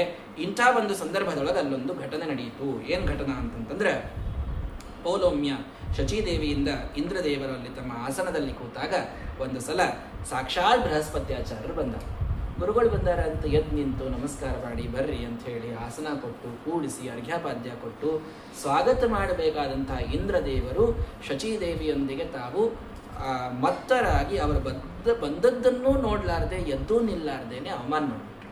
ಬೃಹಸ್ಪತ್ಯಾಚಾರ್ಯ ಮನಸ್ಸಿಗೆ ಬಹಳ ಖೇದಾತು. ದೇವತೆಗಳೇ ಇಂಥ ಕೆಲಸ ಮಾಡಿದ್ರು, ಅವರಿಗದು ಪಾಪ ಅಲ್ಲ. ತೇಜೀಯಸಾಂನ ದೋಷಾಯ ಶ್ರೀಮದಾಚಾರ್ಯ ತಾತ್ಪರ್ಯದಲ್ಲಿ ಸ್ಪಷ್ಟ ಹೇಳ್ತಾರೆ, ಅಪರೋಕ್ಷ ಜ್ಞಾನಿಗಳಿಗೆ ಯಾವ ಪಾಪದ ಲೇಪವೂ ಇಲ್ಲ. ಅವರು ಮುಂದೆ ಭಗವಂತನ ಇಚ್ಛಾ ತಿಳ್ಕೊಂಡು ಅವರು ಇಂಥ ಲೀಲೆಗಳನ್ನು ತಾವು ಭಗವಂತನ ಆಜ್ಞಾದಿಂದ ಮಾಡ್ತಾ ಇರ್ತಾರೆ. ಅಂತೂ ಆ ಭಗವಂತನ ಸಾಕ್ಷಾತ್ ಸನ್ನಿಧಾನಭೂತರಾದಂತಹ ಗುರುಗಳು ಬೃಹಸ್ಪತ್ಯಾಚಾರ್ಯ ಬಂದಾಗಿ ಅವರು ಅವಮಾನ ಮಾಡಿದರು ಅಂತ ಅಲ್ಲಿಂದ ಹೊರಟು ಹೋಗ್ಬಿಟ್ಟು ಅವರು ಕೇವಲ ಗುರುಗಳು ಹೋಗಿದ್ದಕ್ಕೆ ಮನೆಯಿಂದ ಸ್ವಲ್ಪ ಅವ್ರು ಶಾಪ್ ಕೊಟ್ಟಿಲ್ಲ, ಏನೂ ಮಾಡಿಲ್ಲ. ಮನೆಯಿಂದ ಮನಸ್ಸಿನೊಳಗೆ ನೊಂದು ಗುರುಗಳು ಹೊರಗೆ ಕಾಲಿಟ್ಟಿದ್ದಕ್ಕೆ ಲಕ್ಷ್ಮೀದೇವಿ ಅವ್ರ ಜೊತೆನೇ ಕಾಲಿಟ್ಲಂತ. ಅಂದ್ರೆ ಸಂಪತ್ತು ಹೋಗೇ ಬಿಡುತ್ತಂತ, ಸರಳ ಹೋಯ್ತಂತ, ಸಂಪತ್ತು ಹೊರಗೆ ಹೊಂತು. ಎಲ್ಲ ರಾಕ್ಷಸರು ಸರಳಾಗಿ ಸ್ವರ್ಗ ಗೆಲ್ಲಿಕ್ಕಂತ ಬಂದುಬಿಟ್ರು. ಹಾವ್ರಾಗ ಹೊತ್ತು ಏನು ಮಾಡೋಣ ನನ್ನ ದಿಕ್ಪಾಲಕರೆಲ್ಲ ದಿಕ್ಕಾಪಾಲಾಗಿ ಓಡ್ ಹೋದ್ರು ಅಂದಂಗೆ ಎಲ್ಲ ದಿಕ್ಪಾಲಕರಿಗೆ ದೊಡ್ಡ ಚಿಂತೆ ಆಯ್ತು. ಎಲ್ಲರೂ ಬಂದು ಇಂದ್ರದೇವರಿಗೆ ಏನ್ರಿ ರಾಕ್ಷಸರು ಹಿಂಗೆ ಬಂದು ನಮ್ಮನ್ನೆಲ್ಲ ಪೀಡಿಸ್ತಾ ಇದ್ದಾರೆ, ಏನು ಮಾಡೋಣ? ಇಲ್ಪ ದೊಡ್ಡ ತಪ್ಪು ಮಾಡಿಬಿಟ್ಟಿನಿ, ಹೋಗೋಣ ನಡ್ರಿ ಬ್ರಹ್ಮದೇವ್ರ ಕಡೆಗೆ ಅಂತ ಬ್ರಹ್ಮದೇವ್ರ ಕಡೆ ಹೋದು.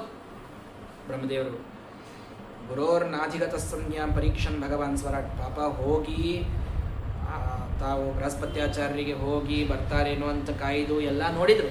ಅವರೇನು ಬರಂಗಿಲ್ಲ ಅಂತ ಗೊತ್ತಾಯ್ತು ಬೃಹಸ್ಪತ್ಯಾಚಾರ್ಯ. ಇನ್ನು ಮತ್ತು ಅವರೂ ಕೈ ಹಿಡಿಲಿಲ್ಲ ಅಂತಂದ್ಮೇಲೆ ಬ್ರಹ್ಮದೇವ್ರ ಕಡೆ ಹೋಗೋಣ ನಡ್ರಿ ಅಂತ ಬ್ರಹ್ಮದೇವ್ರ ಕಡೆ ಹೋದ್ರು. ಆವಾಗ ಬಹಳ ಒಳ್ಳೆ ಮಾತುಗಳಿಂದ ಬ್ರಹ್ಮದೇವರ ಸ್ತೋತ್ರ ಮಾಡಿದಾಗ ಬ್ರಹ್ಮದೇವರ ಸ್ಪಷ್ಟ ಹೇಳ್ತಾರೆ, ಅಹೋಬತ ಸುರಶ್ರೇಷ್ಠ ಹ್ಯಭದ್ರಂ ವಕ್ರತಂ ಮಹತ್. ಎಂಥ ತಪ್ಪು ಮಾಡಿದೆ ಇಂದ್ರ?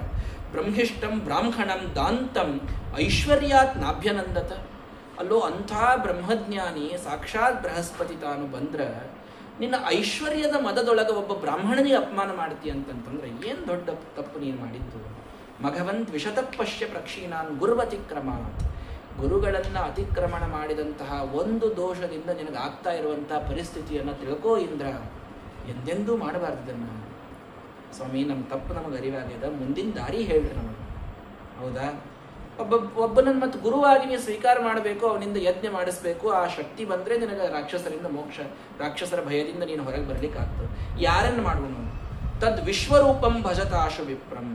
ತ್ವಷ್ಟ್ರಾದಿತ್ಯ ಅಂತ, ಆದಿತ್ಯರಲ್ಲಿ ಒಬ್ಬ ತ್ವಷ್ಟ್ರ ಅಂತ, ಆ ತ್ವಷ್ಟ್ರನ ಮಗ ವಿಶ್ವರೂಪ ಅಂತಿದ್ದಾನ, ಅವನನ್ನು ಹೋಗಿ ನಿಮ್ಮ ಆಚಾರ್ಯರನ್ನಾಗಿ ಮಾಡಿಕೊಂಡು ಅವನಿಗೆ ಯಜ್ಞ ಮಾಡಿಸ್ಲಿಕ್ಕೆ ಹೇಳು ಆಗಲಿ ಅಂತ ಹೇಳಿ ಬೇಗ ಏನು ಇವರೇ ತ್ವಷ್ಟ್ರಾದಿತ್ಯ ಅಂದ್ರೆ ಅವನು ಒಬ್ಬ ಆದಿತ್ಯನೇ, ಅಂದ್ರೆ ಅವನು ದೇವತೆಗಳ ತಮ್ಮನ ಮಗ.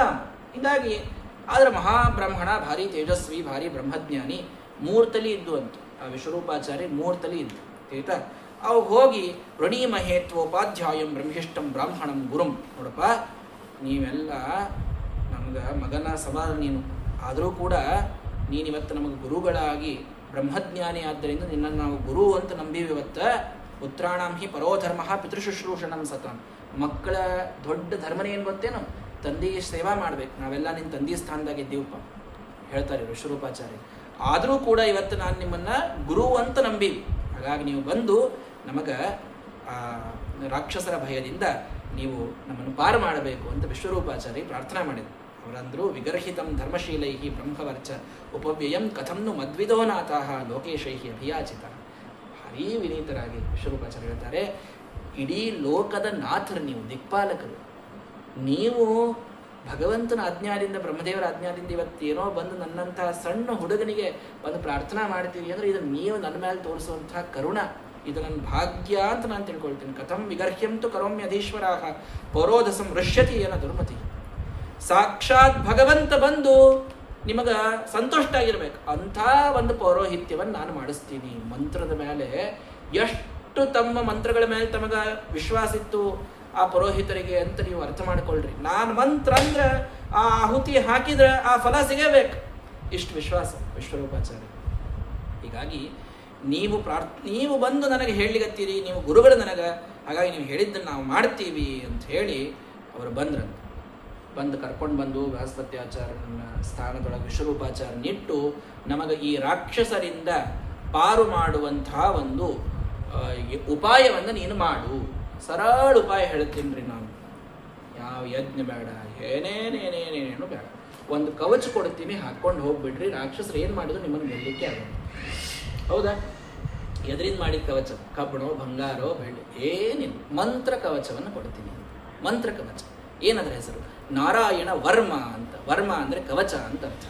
ಆ ನಾರಾಯಣ ವರ್ಮವನ್ನ ಯಯಾಗುಪ್ತ ಸಹಸ್ರಾಕ್ಷ ಸವಾಹಾನ್ ರಿಪು ಸೈನಿಕಾನ್ ಕ್ರೀಡನ್ಯವ ವಿನಿರ್ಜಿತ್ಯ ತ್ರೈಲೋಕ್ಯ ಭುಜೆ ಶ್ರಿಯಂ. ತ್ರೈಲೋಕ್ಯದ ಶ್ರೀಯನ್ನ, ತ್ರೈಲೋಕ್ಯದ ಸಂಪತ್ತನ್ನ ಕ್ರೀಡನ್ಯವ ಆಟ ಆಡ್ಕೋತ ರಾಕ್ಷಸರನ್ನ ಗೆದ್ದು ನೀವು ಅದನ್ನು ಪಡೀಲಿಕ್ಕಾಗ್ತದ. ಸಹಸ್ರಾಕ್ಷ ಅಂದ್ರೆ ಯಾರು? ಇಂದ್ರದೇವರು. ಅಂಥ ಒಂದು ಮಂತ್ರವನ್ನ, ನಾರಾಯಣ ವರ್ಮದ ಉಪದೇಶವನ್ನು ನಿಮಗೆ ಮಾಡುತ್ತೇನೆ ಅಂತ ವಿಶ್ವರೂಪಾಚಾರ್ಯರು ಬರೆದದ್ದೇ, ಅವರು ಹೇಳಿದ್ದೇ ಇದು ನಾರಾಯಣ ವರ್ಮ ಅಂತಾಗಿದೆ. ಇವತ್ತಿಗೂ ಕೂಡ ಈ ನಾರಾಯಣ ವರ್ಮದ ಪಾರಾಯಣದಿಂದ ಎಂತಹ ಕಷ್ಟಗಳಿದ್ದರೂ, ಎಂತಹ ಅಪಘಾತಾದಿಗಳು, ಅಪಮೃತ್ಯುಗಳಿಂದಲೂ ಕೂಡ ಪಾರಾಗಲಿಕ್ಕೆ ಸಾಧ್ಯವಿದೆ.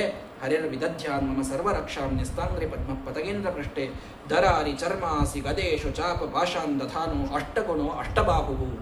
ಅಷ್ಟಗುಣಗಳು, ಅಷ್ಟಬಾಹು, 8 ಬಾಹುಗಳಿಂದ ತನ್ನ ಮೊಣಕಾಲನ್ನ ಗರುಡನ ಮೇಲೆ ಇಟ್ಟು ದರ, ಅರಿ, ಶಂಖ, ಚಕ್ರ, ಚರ್ಮ, ಖಡ್ಗ, ಗದ, ಬಾಣ, ಚಾಪ, ಬಿಲ್ಲು, ಪಾಶ, 8 ಆಯುಧಗಳನ್ನು 8 ಕೈಗಳಲ್ಲಿ ಹಿಡಿದಿರತಕ್ಕಂತಹ ಭಗವಂತನ ಆ ಅದ್ಭುತವಾದ ರೂಪವನ್ನ ಸ್ಮರಣ ಮಾಡ್ರಿ ಅಂತ ಚಂದಾಗಿ ಆಚರಣೆ ಮಾಡ್ಕೊಂಡು ಕೂತು ಬಿಟ್ಟಿದ್ರು ಅವರು. ಹೇಳಿ ನಾವು ತಗೊಂಡೇ ಬಿಡ್ತೀವಿ ಅಂತ ದೇವತೆಗಳೆಲ್ಲ ಕೂತ್ರೆ ಅವರಿಗೆ ಉಪದೇಶ ಮಾಡ್ತಾ ಇದ್ದಾರೆ. ಜಲೇಶು ಮಾಂ ರಕ್ಷತು ಮತ್ಸ್ಯ ಮೂರ್ತಿ ಯಾದೋ ಗಣೇಭ್ಯೋ ವರುಣಸ್ಯ ಪಾಶಾತ್. ಇದು ನಾರಾಯಣ ವರ್ಮ ಬಹಳ ಪ್ರಧಾನವಾದದ್ದು. ಮನೆಯೊಳಗೆ ಇದರ ಪಾರಾಯಣ ಮಾಡಿದ್ರಿ ಅಂತಂತಂದ್ರೆ ಒಟ್ಟಾರೆ ಯಾರಿಗೂ ಕೂಡ ಏನೂ ಅಪಮೃತ್ಯು ಮೊದಲಾದಂತಹ ಕೆಟ್ಟದಾದಂತಹ ಯಾವ ಅಪಘಾತ, ಅಪಮೃತ್ಯು ಏನೇನೇನೇನೇನೇನೂ ಆಗುವುದಿಲ್ಲ. ಈ ಕವಚ ತೊಟ್ಟು ಮನೆ ಹೊರಗೆ ಕಾಲಿಟ್ರಿ ಅಂದ್ರೆ ಏನೂ ದೋಷಗಳು ನಿಮ್ಮ ಹತ್ರ ಬರ್ಲಿಕ್ಕೆ ಆಗುವುದಿಲ್ಲ. ಅಷ್ಟು ಶ್ರೇಷ್ಠವಾದದ್ದು. ಭಾಗವತದ ಷಷ್ಠಸ್ಕಂದದಲ್ಲಿ ಬರತಕ್ಕಂತಹ 8ನೇ ಅಧ್ಯಾಯದಲ್ಲಿ ಬರುವುದು ಈ ನಾರಾಯಣ ವರ್ಮ. ಇದನ್ನು ವಿಶೇಷವಾಗಿ ಎಲ್ಲರೂ ಕೂಡ ನಿತ್ಯದಲ್ಲಿ ಪುರುಷರು ಇದನ್ನು ಪಾರಾಯಣ ಮಾಡಬೇಕು ಅಂತ ಶಾಸ್ತ್ರ ಹೇಳುತ್ತದೆ. ಪಾರಾಯಣ ಮಾಡುವಂಥವರಿದ್ದಾರೆ ನಿತ್ಯವೂ ಕೂಡ. ಇದನ್ನು ವಿಶೇಷವಾಗಿ ಎಲ್ಲರೂ ಕೇಳ್ರಿ. ಜಲೇಶು ಮಾಂ ರಕ್ಷತು ಮತ್ಸ್ಯಮೂರ್ತಿ. ನೀರಿನಲ್ಲಿ ನಮಗೆ ಮತ್ಸ್ಯದ ರಕ್ಷಣೆ ಇದೆ ಅಂತೆ. ಸ್ಥಳೇಚ ಮಾಯಾ ವಟುಮಾವನೋವ್ಯಾತ್. ನೆಲದ ಮೇಲಿದ್ದಾಗ ವಾಮನರೂಪಿ ಭಗವಂತ ನಮ್ಮನ್ನು ರಕ್ಷಣೆ ಮಾಡ್ತಾನೆ. ಖೇ ಅವತು ತ್ರಿವಿಕ್ರಮ. ಆಕಾಶದಲ್ಲಿದ್ದಾಗ ಪ್ಲೇನ್ನಾಗ ಕೂತ್ ಹೊಂಟಿರ್ತೀರಿ ನೋಡ್ರಿ, ಕ್ರ್ಯಾಶ್ ಆಗಲಾರದಂಗೆ ತ್ರಿವಿಕ್ರಮ ರೂಪಿ ಭಗವಂತ ನೋಡ್ಕೊಳ್ಬೇಕಾಗ್ತದೆ. ದುರ್ಗೇಶು ಅಟವ್ಯಾಸಿ ಮುಖಾದಿಶು ಪ್ರಭು. ದುರ್ಗವಾದಂತಹ ಅಟವಿ, ಕಾಡು ಮೊದಲಾದವುಗಳಲ್ಲಿ ಹೊಂಟಾಗ ಪಾಯಾನ್ ನರಸಿಂಹ. ನರಸಿಂಹದೇವರು ರಕ್ಷಣಕ್ಕೆ ಬರ್ತಾರಂತ. ಎಂಥ ನರಸಿಂಹದೇವರು? ವಿಮುಂಚತೋ ಯಸ್ಯ ಮಹಟ್ಟಹಾಸಂ ದಿಶೋ ವಿನೇದುಹು. ಅಟ್ಟಹಾಸದಿಂದ ಒಮ್ಮೆ ಮೆರೆದ್ರೆ ದಿಕ್ಕು ನಡಗ್ತಾವಂತ. ಪಾತಾಳದೊಳಗ ಅಸುರ ಸ್ತ್ರೀಯರ ಗರ್ಭಪಾತ ಆಗಿ ಹೋಗ್ತಾವಂತ. ಅಂಥವ್ರು ನಮ್ಮ ನರಸಿಂಹದೇವರು ನಾಡ್ದು ಬರ್ತಾರೆ, ಅಲ್ಲಿ ಕೇಳೋಣ ಅಂತ. ರಕ್ಷತ್ವಸವು ಮಾಧ್ವನಿ ಯಜ್ಞಕಲ್ಪ. ಈ ಅಧ್ವ ದಾರಿಯೊಳಗ ನಾವು ಎಲ್ಲೋ ಕೂತು ಹೊಂಟಾಗ ಯಾರು? ಭೂವರಾಹ ದೇವರು ನಮ್ಮನ್ನ ರಕ್ಷಣೆ ಮಾಡ್ತಾರೆ. ಅದ್ರಿಕೂಟೇಶು. ಪರ್ವತಗಳ ಮೇಲೆ ನೀವೆಲ್ಲ ಹೊಂಟಿರ್ತೀರಿ, ಬದ್ರಿ ಯಾತ್ರಾಕಂತ ಹೊಂಟಿರ್ತೀರಿ ನೋಡಿ, ಜೀವ ಬಾಯಾಗ ಬಂದಿರ್ತದೆ. ಅಲ್ಲಿ ಈ ಕಡೆ ನೋಡಿದ್ರೆ ಪ್ರಪಾತ, ಆ ಕಡೆ ನೋಡಿದ್ರೆ ಗುಡ್ಡ, ಲ್ಯಾಂಡ್ ಸ್ಲೈಡ್ ಆಗಿ ಬಿದ್ದೇ ಹೋಗ್ತೀವಿ. ಅಲ್ಲೇ ಪರಶುರಾಮ ದೇವರು ರಕ್ಷಣೆ ಮಾಡ್ಲಿಕ್ಕೆ ಇರ್ತಾರೆ ಯಾವಾಗಲೂ. ಪರಶುರಾಮ ದೇವ್ರ ಸ್ಮರಣೆ ಮಾಡ್ರಿ, ಅಲ್ಲೇ ಮುಂದಿನ ವರ್ಷ ಹೋಗ್ತೀರಿ. ಸಲಕ್ಷ್ಮಣೋ ಅವ್ಯಾದ್ ಭರತಗ್ರಜೋಮಾಂ. ಪ್ರವಾಸಗಳಿಗೆ, ದೂರದ ಪ್ರವಾಸಕ್ಕೆ ಅಂತ ಹೊಂಟಾಗ ರಾಮದೇವರು ರಕ್ಷಣೆ ಮಾಡ್ಲಿಕ್ಕೆ ಅಂತಿರ್ತಾರೆ. ಮಾಂ ಉಗ್ರಧನ್ವಾ ನಿಖಿಲಾತ್ ಪ್ರಮಾದಾತ್ ನಾರಾಯಣ ಪಾತು ನರಶ್ಚ ಹಾಸಾತ್. ನಿಖಿಲ ಪಾಪಗಳಿಂದ ನಾರಾಯಣನ ರಕ್ಷಣೆ ಇದೆ. ಹಾಸಾತ್. ಅಪಹಾಸ ಮಾಡ್ತೀವಿ ನೋಡ್ರಿ, ಅಪಹಾಸ ಮಾಡ್ತೀವಿ. ಮಂದಿನ ನೋಡಿ ನಗುವುದು, ಹೆಂಗಿದ್ದಾರೆ ನೋಡು, ಮಾರೆ ಹೆಂಗದ, ಮೂಗು ಹೆಂಗದ, ಇಂಥವು ಅಪಹಾಸ ಮಾಡ್ತೀವಲ್ಲ, ದೊಡ್ಡ ಪಾಪ ಅದು. ಅದರಿಂದ ನಮಗೆ ಎಂಥೆಂಥದೋ ದೋಷಗಳು ಬರ್ತಿರ್ತವೆ. ಅಂಥದ್ರಿಂದ ನರ ಅವ ನಮ್ಮನ್ನು ಪಾರು ಮಾಡ್ತಾನೆ. ನರನಾರಾಯಣ ಜೊತೆಗೆ ನರ ಇದ್ದಾನ, ಅವ ಪಾರು ಮಾಡ್ತಾನೆ. ಅಯೋಗ ಮಾಡ್ತಿರ್ತೀವಲ್ಲ, ಅಯೋಗಗಳಿಂದ ದತ್ತ ಯೋಗನಾಥ ಅವನು ಪಾರು ಮಾಡ್ತಾನೆ. ಕರ್ಮಗಳ ಬಂಧನದಿಂದ ಪಾರು ಮಾಡೋಣ ಯಾರು ಹೇಳಪ್ಪ? ಕಪಿಲ ಅನ್ನುವಂಥ ಭಗವಂತ. ಕಾಮದಿಂದ ನಮ್ಮನ್ನು ಪಾರು ಮಾಡುವಂಥವ ಸನತ್ ಕುಮಾರ. ಆಮೇಲೆ ಹಾದಿ ಒಳಗೆ ಹೊಂಟಾಗಿ ಎಷ್ಟೋ ಗುಡಿಗಳಿರ್ತಾವೆ. ಆ ಗುಡಿಯನ್ನ ಹೋಗಿ ನಮಸ್ಕಾರ ಮಾಡಿ ಹೋಗ್ಬೇಕು. ನಾವು ಹಂಗೆ ಹೊಂಟ್ಬಿಟ್ಟಿರ್ತೀವಿ, ಬಸ್ನಾಗ ಕೂತೀವ್ರಿ, ಎಲ್ಲಿ ಹೇಳೋದು ನಮಸ್ಕಾರ ಮಾಡೋದು. ಹಂಗೆ ಎಷ್ಟು ದೇವತೆಗಳ ಗುಡಿಗಳನ್ನು ಬಿಟ್ಟು ಹೋಗಿವೋ ಅದರ ರಕ್ಷಣಾ ಮಾಡ್ಲಿಕ್ಕೆ ಹಯಗ್ರೀವ ದೇವರು ಬಂದಿರ್ತಾರಂತ. ಹಯಶೀರ್ಷೋಮಾಂ ಪತಿ ದೇವ ಹೇಳನಾಥ್. ದೇವರ ಶಿವರ್ಯ ಪುರುಷಾಂತರ ಅರ್ಚನಾಥ್. ಇನ್ನೊಬ್ಬರನ್ನ ಅರ್ಚನೆ ಮಾಡ್ತೀವಲ್ಲ, ಅದು ದೊಡ್ಡ ಪಾಪ. ಅದನ್ನ ಪಾರ ಮಾಡಲಿಕ್ಕೆ ಮಹಿದಾಸ ಬರ್ತಾನೆ. ಕೂರ್ಮೋ ಹರಿರ್ಮಾಂ ನಿರಯಾದ ಶೇಷಾತ್. ಎಷ್ಟು ನರಕಗಳವಲ್ಲ, ನಿನ್ನೆ ಕೇಳಿರಲ್ಲ, 1, 2, 21 ಕೇಳಿ. ಅಂತಹ ನರಕಗಳಿಂದ ರಕ್ಷಣೆ ಮಾಡಲಿಕ್ಕೆ ಕೂರ್ಮ ಇದ್ದಾನ. ಧನ್ವಂತರಿರ್ ಭಗವಾನ್ ಪಾತ್ ಅಪಥ್ಯಾತ್. ಅಪಥ್ಯದಿಂದ ಬರುವ ಎಲ್ಲಾ ರೋಗಗಳಿಗೆ ರಕ್ಷಣೆ ಮಾಡಲಿಕ್ಕೆ ಧನ್ವಂತರಿ. ದ್ವಂದ್ವಾದ್ ಭಯಾತ್. ಯಾವಾಗಲೂ ಭಯ, ಯಾವಾಗಲೂ ದ್ವಂದ್ವ. ಇದಂ ಅದೋವ, ಅದನ್ನು ಮಾಡ್ಲಿಯೋ ಇದನ್ನು ಮಾಡ್ಲಿಯೋ, ಈ ಸಂಶಯ, ಇದರಿಂದ ಋಷಭನಾಮಕ ಪರಮಾತ್ಮ ನಮ್ಮನ್ನು ರಕ್ಷಣೆ ಮಾಡ್ತಾನೆ. ಯಜ್ಞಶ್ಚ ಲೋಕಾದ ತತ್ಕೃತಾನ್ನೋ ಬಲೋಗಣಾತ್ ಕ್ರೋಧವಶಾತ್ ಅಹೀಂದ್ರ. ಯಜ್ಞನಾಮಕ ಪರಮಾತ್ಮ ಅವನು ಕೂಡ ಬಲೋಗಣಗಳಿಂದ, ಕ್ರೋಧವಶ ಮೊದಲಾದಂತಹ ರಾಕ್ಷಸರಿಂದ ನಮ್ಮನ್ನು ರಕ್ಷಣೆ ಮಾಡ್ತಾನೆ. ಮೋಹ ಬರದೇ ಇರುವಂತೆ ದ್ವೈಪಾಯನ ವೇದವ್ಯಾಸದೇವರು ರಕ್ಷಣೆ ಮಾಡ್ತಾರೆ. ನಾಸ್ತಿಕತೆ ಬರದೇ ಇದ್ದಂತೆ ಬುದ್ಧ ರಕ್ಷಣೆ ಮಾಡ್ತಾನೆ. ಕಲಿಯ ಕಾಲ ಇದು ಏನೂ ನಮಗ ಬಾಧ ಮಾಡ್ದಂಗ ಕಲ್ಕಿ ತಾನು ರಕ್ಷಣೆ ಮಾಡ್ತಾನಂತ. ಹೀಗೆ ಭಗವಂತ ತನ್ನ ರೂಪಗಳಿಂದ ನಮ್ಮನ್ನು ರಕ್ಷಣೆ ಮಾಡುವ ಪರಿ ಇದನ್ನು ನಿತ್ಯದಲ್ಲಿ ಪಾರಾಯಣ ಮಾಡ್ರಿ. ಮಾಂ ಕೇಶವೋ ಗದಯ ಪ್ರಾತರವ್ಯ ಗೋವಿಂದ ಆಸಂಗ ಆತ್ತವೇಣು ನಾರಾಯಣ ಪಾತು ಸದಾತ್ತ ಶಕ್ತಿ ಮಧ್ಯಂದಿನೇ ವಿಷ್ಣು ನರೇಂದ್ರ ಪಾಣಿ. ಪ್ರಾತಃ ಕೇಶವ, ಆಸಂಗವ ಪದದಲ್ಲಿ ಅಂದರೆ ಗೋವುಗಳು ತಮ್ಮ ಆಸಂಗವ ಅಂತಂದ್ರೆ ಏನು, ಗೋವುಗಳು ತಮ್ಮ ಕೊಟ್ಟಿಗೆ ಬಿಟ್ಟು ಹೊರಗೆ ಹೋಗೋ ಟೈಮು ಬೆಳಿಗ್ಗೆ, ಆ ಟೈಮ್ ಒಳಗೆ ಗೋವಿಂದ ನೇನ್ರಿ. ಆಮೇಲೆ ಮಧ್ಯಂದಿನ ನಾರಾಯಣ ವಿಷ್ಣು. ದೇವೋ ಅಪರಾಹ್ಣೆ ಮಧುಹೋಗ್ರಧನ್ವ ಸಾಯಂ ತ್ರಿಧಾಮಾವತು ಮಾಧವೋ ಮಾಂ ದೋಷೇ ಋಷಿಕೇಶ ಉದಾರ್ಧರಾತ್ರೆ ನಿಶೀತ ಏಕೋವತು ಪದ್ಮನಾಭ. ಅಪರಾಹ್ಣದಲ್ಲಿ ಮಧುಸೂದನ ಅನ್ನುವಂಥ ಭಗವಂತ, ಸಾಯಂಕಾಲದಲ್ಲಿ ತ್ರಿಧಾಮ ಮಾಧವ. ಆಮೇಲೆ ದೋಷೆ ಸ್ವಲ್ಪ ಸಂಜೆ ಆಯಿತು ಅಂತಂತಂದ್ರೆ ಸಾಯಂಕಾಲದ ಮುಂದಿನ ಟೈಮ್ 8-8:30 ಮೇಲೆ ಋಷಿಕೇಶ. ಅರ್ಧರಾತ್ರ ಬಂತು, ನಿಶೀಥ ಬಂತು ಅಂತಂದ್ರೆ ಪದ್ಮನಾಭ. ಶ್ರೀವತ್ಸ ಲಕ್ಷ್ಮ ಪರರಾತ್ರಯೀಶಃ. ಅಪರರಾತ್ರಿ ಅಂತಂದ್ರೆ ಏನು, ನಡರಾತ್ರಿ ಮುಂದಿಂದು. ಅಲ್ಲೇ ಶ್ರೀವತ್ಸ ಲಾಂಛನ ಅಂತ ಭಗವಂತನ ರೂಪ. ಪ್ರತ್ಯೂಷ ಈಶೋಸಿ ಧರೋ ಜನಾರ್ದನ. ಮುಂದಿನ ಒಂದು ಅಪರಾತ್ರಿಯ ಮುಂದಿನ ಸಮಯದಲ್ಲಿ ಆ ಪ್ರತ್ಯೂಷ ಅನ್ನುವ ಕಾಲದಲ್ಲಿ ಜನಾರ್ದನ. ದಾಮೋದರೋವ್ಯಾದನಸಂಧ್ಯಂ ಪ್ರಭಾತೆ. ಮತ್ತು ರಾತ್ರಿ ಮತ್ತು ಬೆಳಗಿನ ಸಂಧಿಕಾಲ ಏನು ನಸುಕು ಅಂತೀರಿ, ಅಲ್ಲಿ ದಾಮೋದರ. ವಿಷ್ಣು ಶ್ರೀಮಾನ್ ಭಗವಾನ್ ಕಾಲಮೂರ್ತಿ. ಭಗವಂತ ವಿಷ್ಣು ಅನ್ನೋ ರೂಪದಿಂದ ಎಲ್ಲ ಕಾಲದಲ್ಲೂ ನಮ್ಮನ್ನು ರಕ್ಷಣೆ ಮಾಡಲಿಕ್ಕೆ ಇದ್ದಾನೆ. ಇದರ ಚಿಂತನವನ್ನು ಮಾಡಿದೆ ನಾರಾಯಣ ವರ್ಮ. ಮುಂದೆ ಭಗವಂತನ ಚಕ್ರ ನಮ್ಮನ್ನು ರಕ್ಷಣೆ ಮಾಡ್ಲಿಕ್ಕೆ ಅದಂತ್ರಿ. ದಂಧಗ್ಧ್ಯರಿ ಸೈನ್ಯಮಾಶು. ಎಲ್ಲ ನಮ್ಮ ಶತ್ರುಗಳ ಸೈನ್ಯವನ್ನು ನಾಶ ಮಾಡಲಿಕ್ಕೆ ಚಕ್ರ ಅದ. ಗದೆ ಅಶನಿ ಸ್ಪರ್ಶನ ವಿಸ್ಫುಲಿಂಗೆ ನಿಷ್ಪಿಂಡಿ ಅಜಿತ ಪ್ರಿಯಾಸಿ. ಕೂಷ್ಮಾಂಡ ವೈನಾಯಕ ಯಕ್ಷ ರಕ್ಷೋ ಭೂತಗ್ರಹಾಣ್ ಚೂರ್ಣಯಾನೀನ್. ಅಲ್ಲಲ್ಲಿ ಸಿಗುವಂತಹ ಮಾಟ ಮಂತ್ರದ ಆ ಗ್ರಹಗಳಿರ್ತಾವೆ ನೋಡ್ರಿ, ಕೆಟ್ಟ ಅವು ಮಾಂತ್ರಿಕ ದೇವತೆಗಳು, ತಂತ್ರವಿದ್ಯಾದಿಂದ ಬಂದಂಥವು ಎಲ್ಲ ಇರ್ತಾವಲ್ಲ, ಮಾಟ ಮಂತ್ರ. ಇದರಿಂದ ರಕ್ಷಣೆ ಮಾಡಲಿಕ್ಕೆ ದೇವರ ಗದಾ ಅದಂತ. ದೇವರ ಗದಾ ಸನ್ಮಾನ ಮಾಡಿದ್ರಿ ಅಂದರೆ ಎಂಥ ಮಾಟ ಮಂತ್ರನೂ ಏನೂ ಮಾಡ್ಲಿಕ್ಕೆ ಆಗುವುದಿಲ್ಲ. ತ್ವಂ ಯಾತುದಹನ ಪ್ರಮಥ ಪ್ರೇತ ಮಾತ್ರ ಪಿಶಾಚ ವಿಪ್ರಗ್ರಹ ಘೋರ ದೃಷ್ಟಿ ಬಾಲಗ್ರಹ ಪಿಶಾಚಗಳು, ಇವುಗಳಿಂದ ರಕ್ಷಣೆ ಮಾಡಲಿಕ್ಕೆ ಶಂಖ. ಕೃಷ್ಣ ಪೂರಿತ. ಕೃಷ್ಣ ಒಮ್ಮೆ ಆ ಶಂಖವನ್ನು ಗಾಳಿಯಿಂದ ತಾನು ಪೂರ್ಣ ಮಾಡಿಬಿಟ್ಟ ಅಂದ್ರೆ ಅದರ ಧ್ವನಿಯಿಂದ ಇವೆಲ್ಲ ಭೀಮಸ್ವನೋ ಅರೀನ್ ಹೃದಯಾನಿ ಕಂಪಯನ್. ಆ ಶತ್ರುಗಳ ಹೃದಯವನ್ನು ನಡಗಿಸಿ ಆ ಶಂಖ ನಮ್ಮನ್ನ ಎಲ್ಲ ಘೋರ ದೃಷ್ಟಿಯಿಂದ ಅದು ಪಾರು ಮಾಡ್ತದೆ. ಹಾಗೆ ಅವನ ಚರ್ಮ, ಅವನ ಖಡ್ಗ, ಇವೆಲ್ಲವೂ ಕೂಡ ನಮ್ಮನ್ನು ರಕ್ಷಣೆ ಮಾಡಲಿಕ್ಕವೆ ಅಂತ ಹೇಳ್ತಾ, ಎನ್ನೋ ಭಯಂ ಗ್ರಹೇಭ್ಯೋ ಭೂತ್ಕೇತುಭ್ಯೋ ನೃಭ್ಯೇವ ಚ ಸರೀಸೃಪೇಭ್ಯೋ ದಂಷ್ಟ್ರಿಭ್ಯೋ ಭೂತೇಭ್ಯೋ ಅಘೇಭ್ಯ.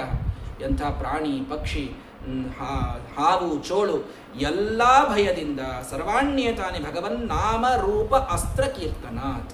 ಭಗವಂತನ ನಾಮವೆಂಬ ಅಸ್ತ್ರವನ್ನ, ನಾರಾಯಣ ವರ್ಮದ ಅಸ್ತ್ರವನ್ನ ಹಿಡಿದವನಿಗೆ ಎಂಥ ಭಯವೂ ಕೂಡ ಕಾಡಲಿಕ್ಕೆ ಸಾಧ್ಯ ಇಲ್ಲ. ಅನ್ನೇ ಶ್ರೇಯ ಪ್ರತೀಪಕ. ಶ್ರೇಯಸ್ಸಿನ ಪ್ರತೀಪ ಮಾಡುವಂಥ ಯಾವೆಲ್ಲ ದುಷ್ಟಶಕ್ತಿಗಳವನೋ ಎಲ್ಲದರ ನಾಶ ಈ ಒಂದು ನಾರಾಯಣ ವರ್ಮದಿಂದ ಆಗ್ತದೆ ಅಂತ ಹೇಳ್ತಾ ಇದ್ದಾರೆ. ಗರುಡ ರಕ್ಷಣೆ ಮಾಡಲಿ, ಭಗವಂತನ ಪಾರ್ಶ್ವದ ರಕ್ಷಣೆ ಮಾಡಲಿ ಅಂತೆಲ್ಲ ಪ್ರಾರ್ಥನೆಯನ್ನು ಮಾಡ್ತಾ ಈ ಒಂದು ನಾರಾಯಣ ವರ್ಮವನ್ನ ಹೇಳ್ತಾ, ವಿದಿಕ್ಷು ದಿಕ್ಷೂರ್ಧ್ವಮದ ಸಮಂತಾದ ಅಂತರ್ಬಹಿರ್ ಭಗವಾನ್ ನರಸಿಂಹ ಪ್ರಹಾಪಯನ್ ಲೋಕಭಯಂ ಸ್ವನೇನ ಸುತೇಜಸ ಗ್ರಸ್ತ ಸಮಸ್ತ ತೇಜ.